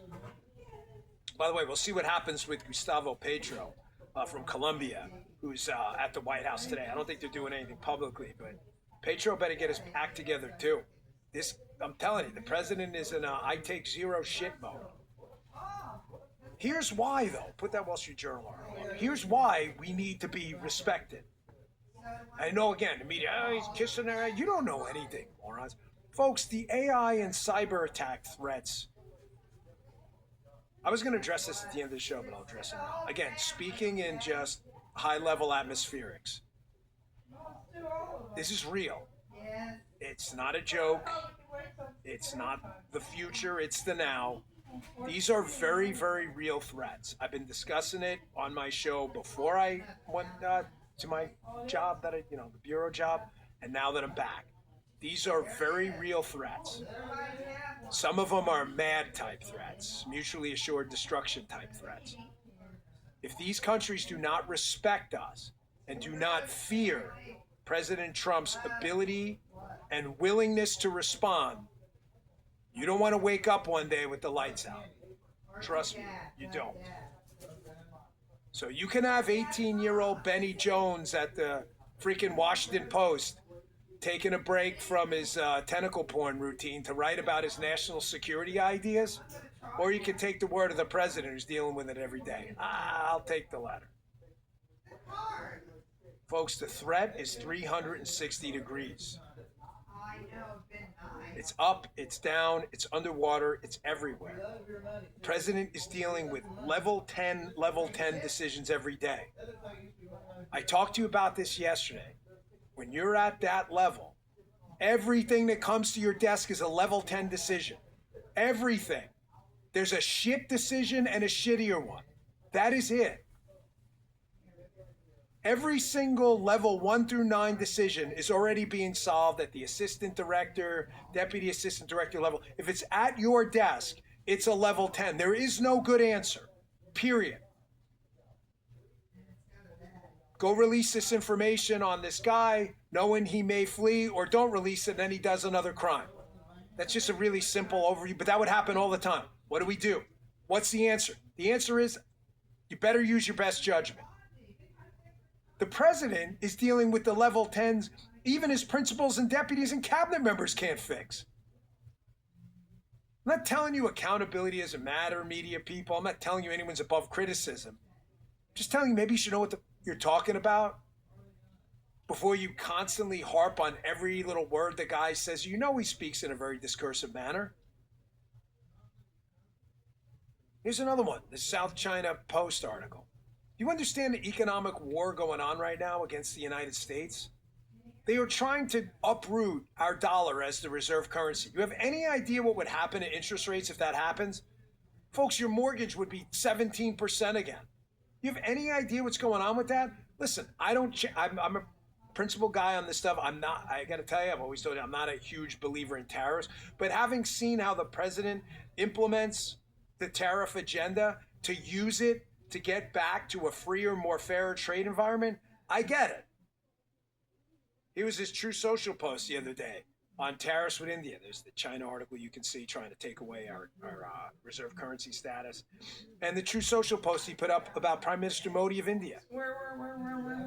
He's using these tariffs as a strategic trade weapon to get us back to freer and fairer trade. and to conduct diplomacy. You don't have to agree with it, but let's be honest. All the doomerism, I was not a tariff guy, folks.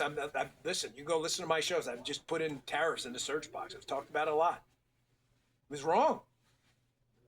The economy's going to collapse. It's going to be negative 5%. That's bullshit. It was actually 4%. They're projecting 5% next quarter. This is just the facts. I don't avoid facts when they're inconvenient for me. I just can't have a lot of this negativity, guys. Sapping everyone's energy. Accountability, transparency, of course. Hold everyone accountable. Ask questions. Asking questions is the guiding ethos of liberty and freedom. But my gosh, man, let's have a realistic assessment of where we are and what we've done so we don't harm our own cause in this fruitless, cannibalistic endeavor to eat our own people alive. You paid money for a candy? It's good. The doomers are taking advantage with the liberal media. They're like best buddies now of an effort to sabotage this movement from the inside. I have seen it. There's a lot of influence campaigns going on to fracture this movement from the inside. And the liberal media loves it. Here's a Hollywood Reporter piece about it. MAGA Civil War. There's not going to be a civil war. Taking this movement back. Not the only one. It's not my movement. I'm part of a movement. MAGA versus MAGA. Who's reading the right-wing media meltdown? You see how these liberal media people, they love this. They love every second of it. And what I used to say on my radio show, my podcast before I left, when your enemies, the Hollywood Reporter elsewhere, are writing about your things and they're doing something you want them to do, you don't want, they want you to, they don't get in their way. When your enemies are screwing up, don't stop them. That's what they want. That's why they're all buddies. They quote each other.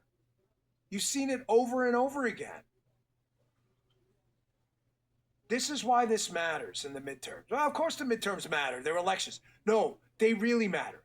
If we lose these midterms, this president will be impeached. And the last 2 years, all of the great stuff, this is the setup here, I just told you about. Spent the last hour talking about. The economy, energy, GDP growth, war on cancer, productivity supercycles, national defense, crime rates, GDP explosions coming up. All of this stuff I told you about is going to be donezo, man. We're going to be dealing with an AOC-led impeachment for 2 years and a bunch of goons every day on TV. Mr. President, you drink a Diet Coke last night? I promise you it is going to shut down everything. We're going to lose all the chairmanships. We cannot sap the energy out of the room with an unrealistic, doomer-like atmosphere that nothing's happened when it's happened. I want you to watch this Harry Hinton clip. He's a pollster. Over at CNN, talk about the midterms and why they matter. It's not just House of Representatives and Senate seats. Third of the Senate's up, the entire House, obviously up every 2 years, House of Representatives. It's not just about that. There's a long-term realignment coming that's going to be really good for the Republican Party. But it's not going to be good if in the short term, i.e. this election cycle, we don't get through this. Check this out. I'll explain on the other side. Now, this isn't just about the House of Representatives, right? It's also about the Electoral College, because the number of electoral votes that each state gets is equal to the number of senators. Each state, of course, has 2, plus the number of House seats that they have. So what would this mean for the House of Representatives? Well, if you remember back in 2024, right, it was all about, we were talking about the blue wall. If Kamala Harris could win the baseline Democratic states and then add in the blue wall states of Michigan, the Commonwealth of Pennsylvania, and Wisconsin, she would get to 270 electoral votes. But if all of a sudden we, in fact, have applying the 2025 estimates, the population estimates, to the Electoral College, the blue states plus the blue wall of Michigan, Pennsylvania, and Wisconsin would no longer be enough. Under the current estimates, you get to exactly 270 electoral votes, the minimum needed to win the Electoral College. If, in fact, you apply the 2025 estimates, look at that. You would only get to 263 electoral votes if you were a Democrat, which would mean a Republican victory. Now, of course, we're still a number of years away from reapportionment, right? We take the census come 2030. But what we can say so far is we got a red state boom going on.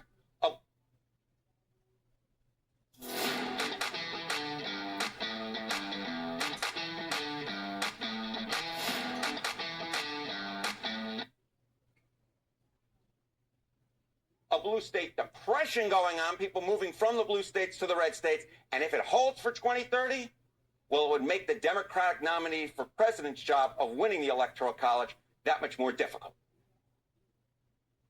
Folks, I get it. It's CNN, but I got to tell you, like, this guy's perspective, I judge information.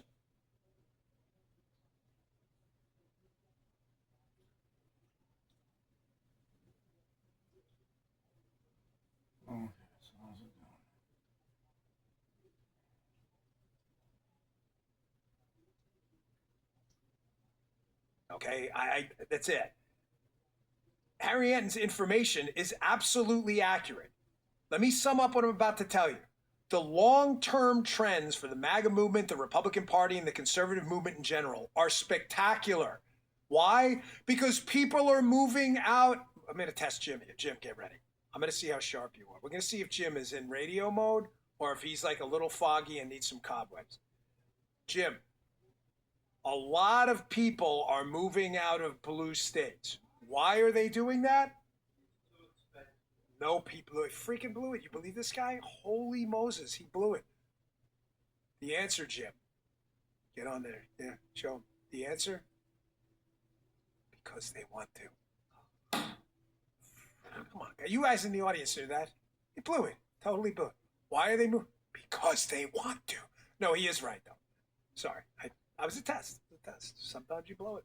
Blew it. Everybody, I know it's like a union in the chat. The McGroins get very upset. Jim's their buddy. I get it. I love you, McGroins, too. But they blew it because they want to. People are moving. So let's break this down. What Harry Anton's saying. First, long term. 2030, which by my counts, a few years away, couple election cycles. By 2030, so many people are going to move out of blue states because thank you, because they suck, because they're led by, hair gel over in California. And by the way, Gav, you're welcome for cleaning up your cities when you wouldn't do it. I know he attacked me on Twitter when I was there. I went back at him a little bit with my FBI account, but now I go back. You're full of shit. You're welcome for cleaning up your cities for you. You got it. So you got hair gel out in California. You got Ozempic out there in Illinois. I mean, you got this total goon squad. You got Big Gretch out there in Michigan and stuff. People are leaving these places, Illinois and California. Not so sure about the Michigan population trends, but Illinois, California, Kathy Hochul up in New York, and they're moving conveniently to states that, what's that? Oh, well, yeah, well, that's right. Walls, good point, Keith. These guys, people are leaving, and they are moving conveniently to red states led by conservative governors. The great state of Florida, Texas, Tennessee, and elsewhere. It's not an accident. People are leaving your liberal bullshit and moving to conservative states. You can argue all day, correlation, causation, why they're moving. The fact is, they're moving. Long-term trends. So the way the House of Representatives works is every district is roughly 700,000 plus people. If you fall below on the 10-year, they do it every 10 years, the reapportionment. If you fall below a certain threshold, whatever it may be, 700, 680, whatever it may be, is that particular year, you lose a House seat. And why are they losing a lot of House seats? Because people are leaving your states, dude. The U-Haul's like, you can't even find a damn U-Haul. And they are moving. Now, given that every House of Representatives seat is based on representative population, as red state populations explode, they get more members of Congress. That's what Ed was talking about. But it's not just congressional representation that changes. The Electoral College, how we win the presidency, getting to 270 electoral votes, that is based on your 2 senators, every state gets 2, obviously, and your number of House of Representatives. So whatever you have, 29, 30, you add 2 into 2 senators, that's your 32 electoral votes. You get places like Florida, Texas, Ohio, and Pennsylvania that start turning red. The Democrats don't have a mathematical pathway, that's what he was talking about with the blue wall, long-term, to win the presidency. It's just pure math. It's not there. They just don't have the math.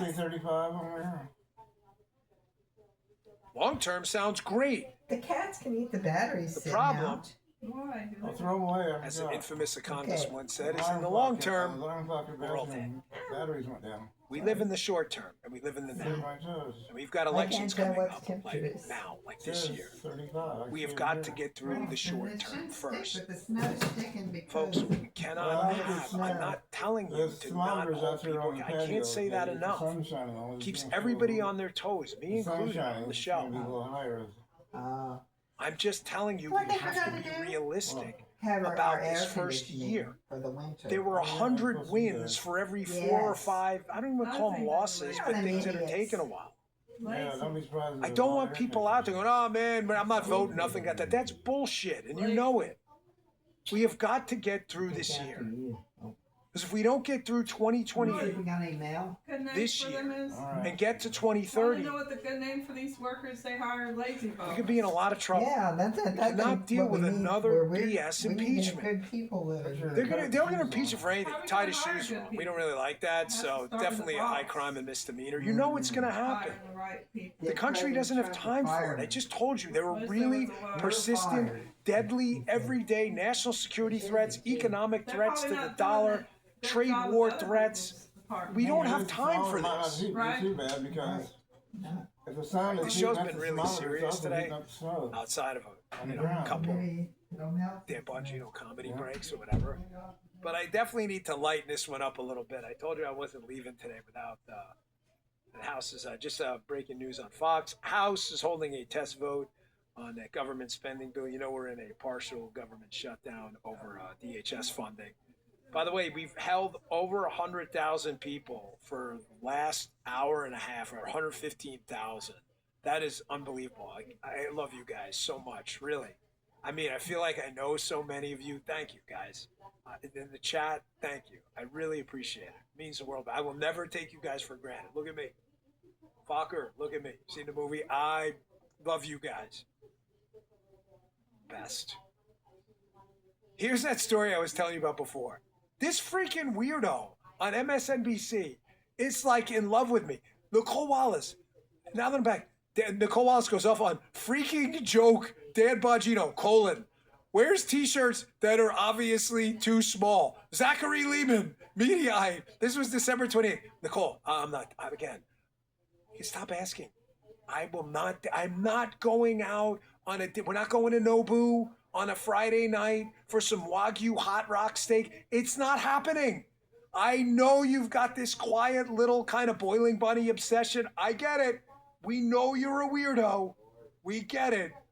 From your 20 listeners on MSCBN, BNBC. What's it called now, by the way? No. MS Now?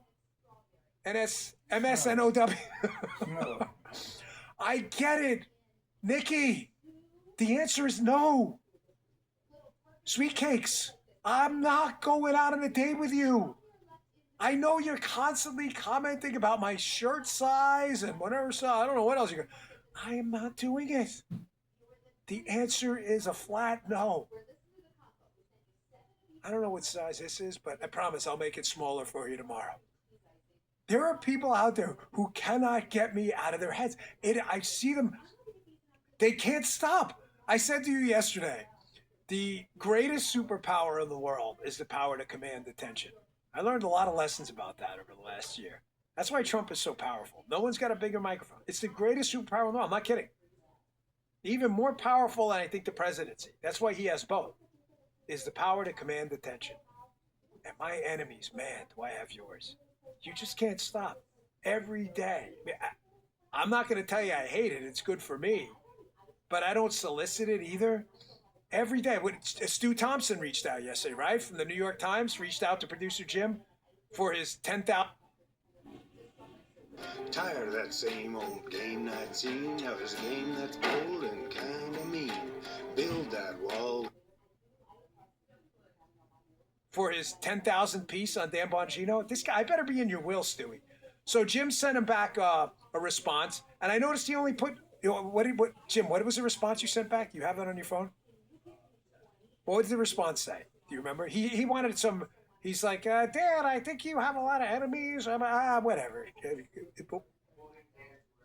Yes. Yeah, Yes, thank you, Jim. That was the exact quote. It was like, thank you for reaching out. Go fuck yourself. We're back. And he puts in the article in the New York Times, Dan Bongino's spokesman responded, we're back. No, that's not how we responded, Stu. You can share the email. You can put the go fuck yourself. I don't like how you're doing the FBI, but I think you just They can't stop. They gotta have, so the Bongino Army, the growing crew, and my staff.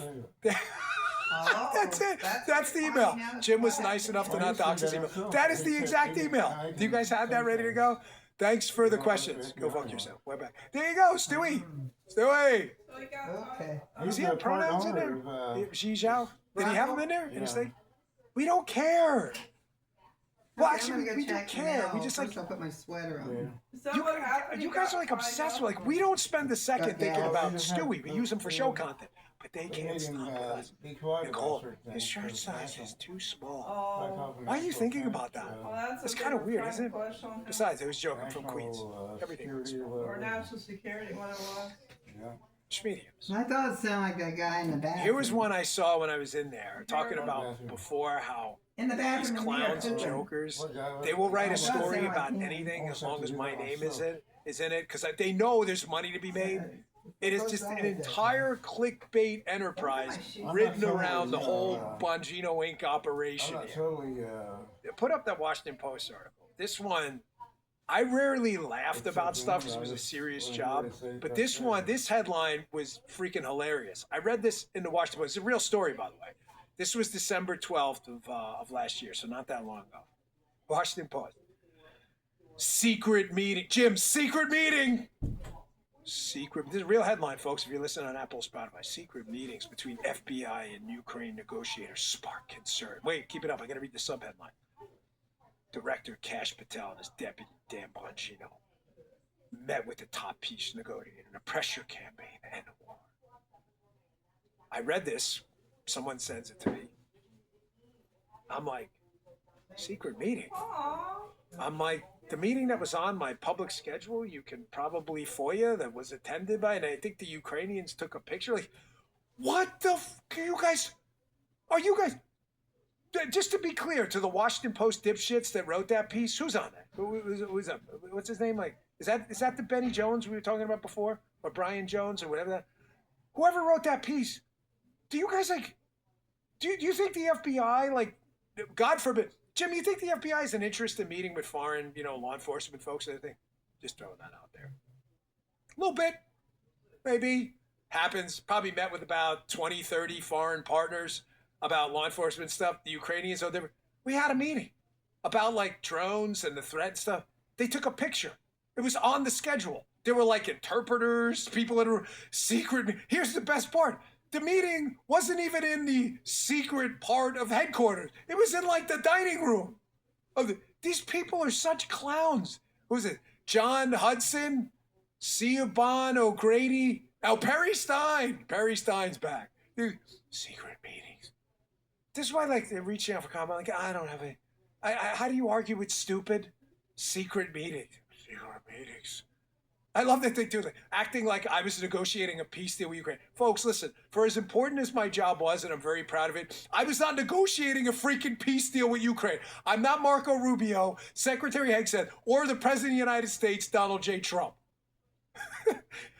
Hey, Jim, President, hey, Dan, can you negotiate the end of the war in Ukraine? I don't know, Mr. President. That's kind of, do you think I love my job. It was a great job. Loved every minute. Whatever. Can't even take these idiots. Remember though, yesterday I was discussing with you how they set up these media narratives too? This was another example when I was in there of how exactly this went down. Here is my good friend, the great Julie Kelly, who I love to death, who has done so much on J6 and elsewhere. Julie put out this tweet. I'm reading this media report. It was in the New York Post. And they're like, FBI whistleblower. By the way, anyone they declare an FBI whistleblower, you better be sure, like, some of them are, some of them aren't. You better be sure, like, they're blowing the whistle on stuff. Because read their backgrounds, a lot of them. A lot of these new, like, FBI whistleblowers are Ray and Comey era people who are just looking to sabotage this whole reform agenda. So there was this piece that came out in the New York Post, and they were like, "Oh my gosh, we don't like Cash and Dan, boo hoo, blah blah." Like, oh gosh, whatever. More whining, more bullshit. So Julie, of course, started going through their key findings of these quote whistleblowers, this total clown show, who were just pissed off that me and Cash had to, let people go, and 10% of the workforce turned over. A lot of just didn't like our leadership and our new agenda. Well, too bad. Then find a new job. They noted, according to multiple sources across the country, members of the FBI workforce responded negatively to very negatively to orders compelling them to assist ICE with locating and taking into custody illegal immigrants for deportation out of the United States. To all the good guys who did the work, great. To all the bad guys, thank you. To all the bad guys who whined about it, here's another one. Thank you for highlighting this. They note, and this is the whistleblowers, by the way, the Ray Comey era disgruntled zeros, that nobody at the FBI knew anything about ICE rules and regulations. FBI management, us, responded by telling FBI agents to let ICE take the lead. This is an actual whistleblower thing. Hey, we didn't know shit about federal law and immigration. You're the freaking FBI. It's the Federal Bureau of Investigation. You're not independent. You want to be independent, whatever your name is. Your name's John Smith? Go start John Smith Inc. You don't like John Smith Inc.? You want to work at the FBI? The FBI works for the Department of Justice, who is headed by an attorney general picked by the president, confirmed by the Senate. The Department of Justice falls under the executive branch under the President of the United States. There were criminals in the country who were here illegally. Cash and I, at the direction of the president and the attorney general, said to our guys, we are going to help get these people out because we're the freaking FBI. And what do? They go whine in the New York Post. We didn't want to do it. We didn't know shit. Well, you better get to know shit because this is what we do. And you're damn freaking right, we were going to help in that endeavor, and that's why the violent crime rate is the lowest it's been in American history, and the murder rate plunged. Because a lot of these people who are here doing really bad shit were here illegally. Whistleblowers. We don't want to do ICE stuff. I don't give a shit. And thank you to the guys and ladies who did. You did an amazing job. There's a small group of malcontents. We don't like the immigration agenda. Nobody gives a shit. Run for president yourself. You can appoint a new attorney general. I love how the media ignores all that. I cannot believe they allocate. And by the way, the allocation of FBI agents we used to assist in getting illegal criminals and rapists and drug dealers out of the country was very reasonable compared to the entire workload dedicated to CT, counterespionage, and other things. And the numbers back it up. Counterespionage arrests were up. Counterterrorism arrests were up. So you can you don't know what you're talking about, these media group, all these clown whistleblowers. What do you think, I wasn't going to come back on the air and call you morons out? We didn't know anything about immigration. It's your freaking job to know things. That one was hilarious, and thank you, Julie, for picking it out. Did we have another one on that? That whistleblower? My dad was doing political stuff. He's a delegate in a couple of different things.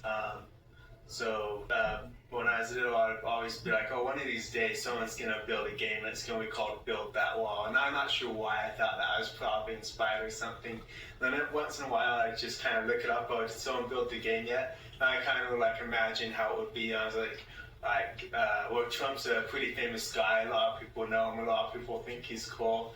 And there's a lot of things going on in politics. And the Build That Wall thing's so popular right now. Pretty soon someone's going to make a game based off of it. And I was even imagining how the game was going to work. And I was like, okay, so it's going to be, you're going to be building Trump's wall, and you're going to be building a wall. You're going to have different Democrats and different things trying to stop you, doing different things to stop you. And it's going to kind of show you what's going on and why it's so bad. And I was kind of thinking about how it's going to be. And I was like, okay, and one of these days someone's going to make it.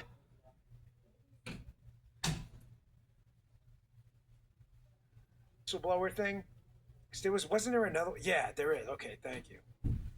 Here's another one. Ray Comey era malcontents, all pissy about how new management was there. You don't like it? Quit. I left the Secret Service. I went and ran for office. That's fine. You don't have to stay. You're working for the taxpayer, not working for you. I don't like doing immigration. Good, find another freaking job. Here was another whistleblower complaint in the New York Post piece that covered this. They note that diversion of personnel away from national security mission. By the way, that's totally made up and absolute bullshit on its face. But here's the quote. Wait, put that back up again. I want to read the quote you had there. If left unaddressed, this will lead to cascading national security threats. Oh my God. Ultimately compromising the security of our country. Another source, by the way, they never named themselves, similarly reported, diverting FBI special agents in this way will harm our national security and serve as an additional blow to the FBI. Counter-espionage arrests were up. Counter-terrorism arrests were up. The violent crime rate, which is a national security problem, is the lowest it's ever been. The homicide rate is the lowest it's ever been. Gang arrests were up. 764, these people who terrorize our children in this sick network were up. You guys are just full of shit. You don't know what do you know how many man hours we spent, Cash and I, in the director and deputy director's conference room, strategically water ballooning and moving manpower around to make sure we got all of the missions done the right way? Clowns, man. Total clowns. But it's like I said yesterday, and I'll wrap up with this. Folks, when you're at that level, and you're at the president's level, the president is dealing with level 10 problems every day that people in his cabinet and his principals and deputies, even they didn't have an answer for. The guy's got a lot on his plate. This is a republic. You are free and welcome to comment on anything you want to comment about, as long as you're not breaking a law and threatening someone's life. That happened to me, by the way, when I was in there. Which was weird. They got me out of security detail. Freaking weird. A lot of weirdos came out of the woodwork. I'm just telling you, in the context of this show, this has been an amazing year. Can you do things better? You can always do things better. But perspective and context matter. The guy, the president, is dealing with massive headwinds. Judicial nullification, jury nullification, a Democrat Party that wants to see this guy impeached for nothing. I mean, they're just going to make it up. He's dealing with a bunch of blue state governors who don't want to help him do. Matter of fact, they want to see him fail. He's dealing with a lot. And this year has been epic. Epic. And there's more to come. Not just from him, but from his FBI, his CIA, and everyone else. He does not pick his people by accident. This is for somebody else. Nothing happening is happening by accident. And a peak. Told you many times. Just because you don't see some things happening, don't mean they're not happening. It's not ours here. And when a lot of those things you say aren't happening, happen, you won't even eat the credit. It's to somebody else. It's been an amazing year. And something other. Amazing year. I hope everyone is getting ready for the midterms now, because we can't lose them.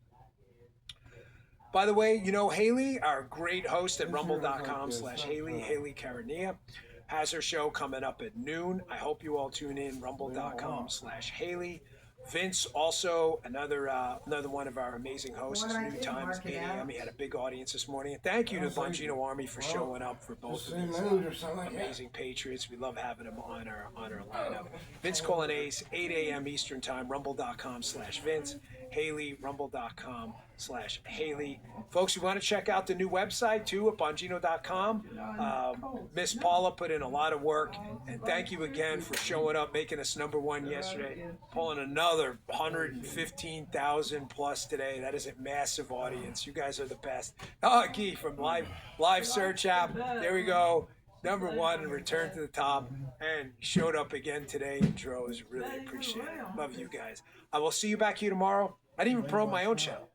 Rumble.com/Bongino. Rumble.com/Bongino. Go there. Click that follow button. It is free to watch the show live. You can watch it on demand anytime. Rumble.com/Bongino. Click a follow. Get the notifications. You'll see when the show goes live every day. Sign up for the Rumble wallet, Rumble Premium. You can avoid some of the programmatic ads in the show. It's a great company. I love it. Love being a part of it. Rumble.com/Bongino. See you back here tomorrow at 10 a.m. Hey there, I'm Vince. I'm Haley Carania, Host of Vince. host of Scrolling with Haley. You can always catch my show right here On the Bongino Report channel. live, 8 a.m. Eastern, weekday mornings. Noon weekdays. And if you miss it, no worries. The show will always be right here and anywhere you find a podcast. Thanks for watching.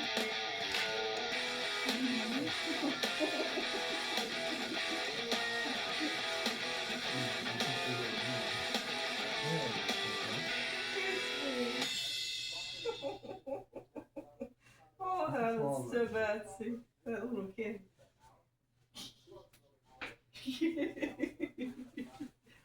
Isn't she funny? She is silly kid. Be nice. Hey, 36 degrees now. Yeah, well. It snowed. Can I check the back of the snow? Yes, please.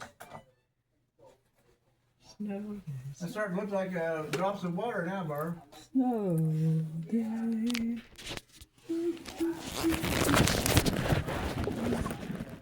It's not. There's a little bit of snow. Is there a little bit of snow on it? This side.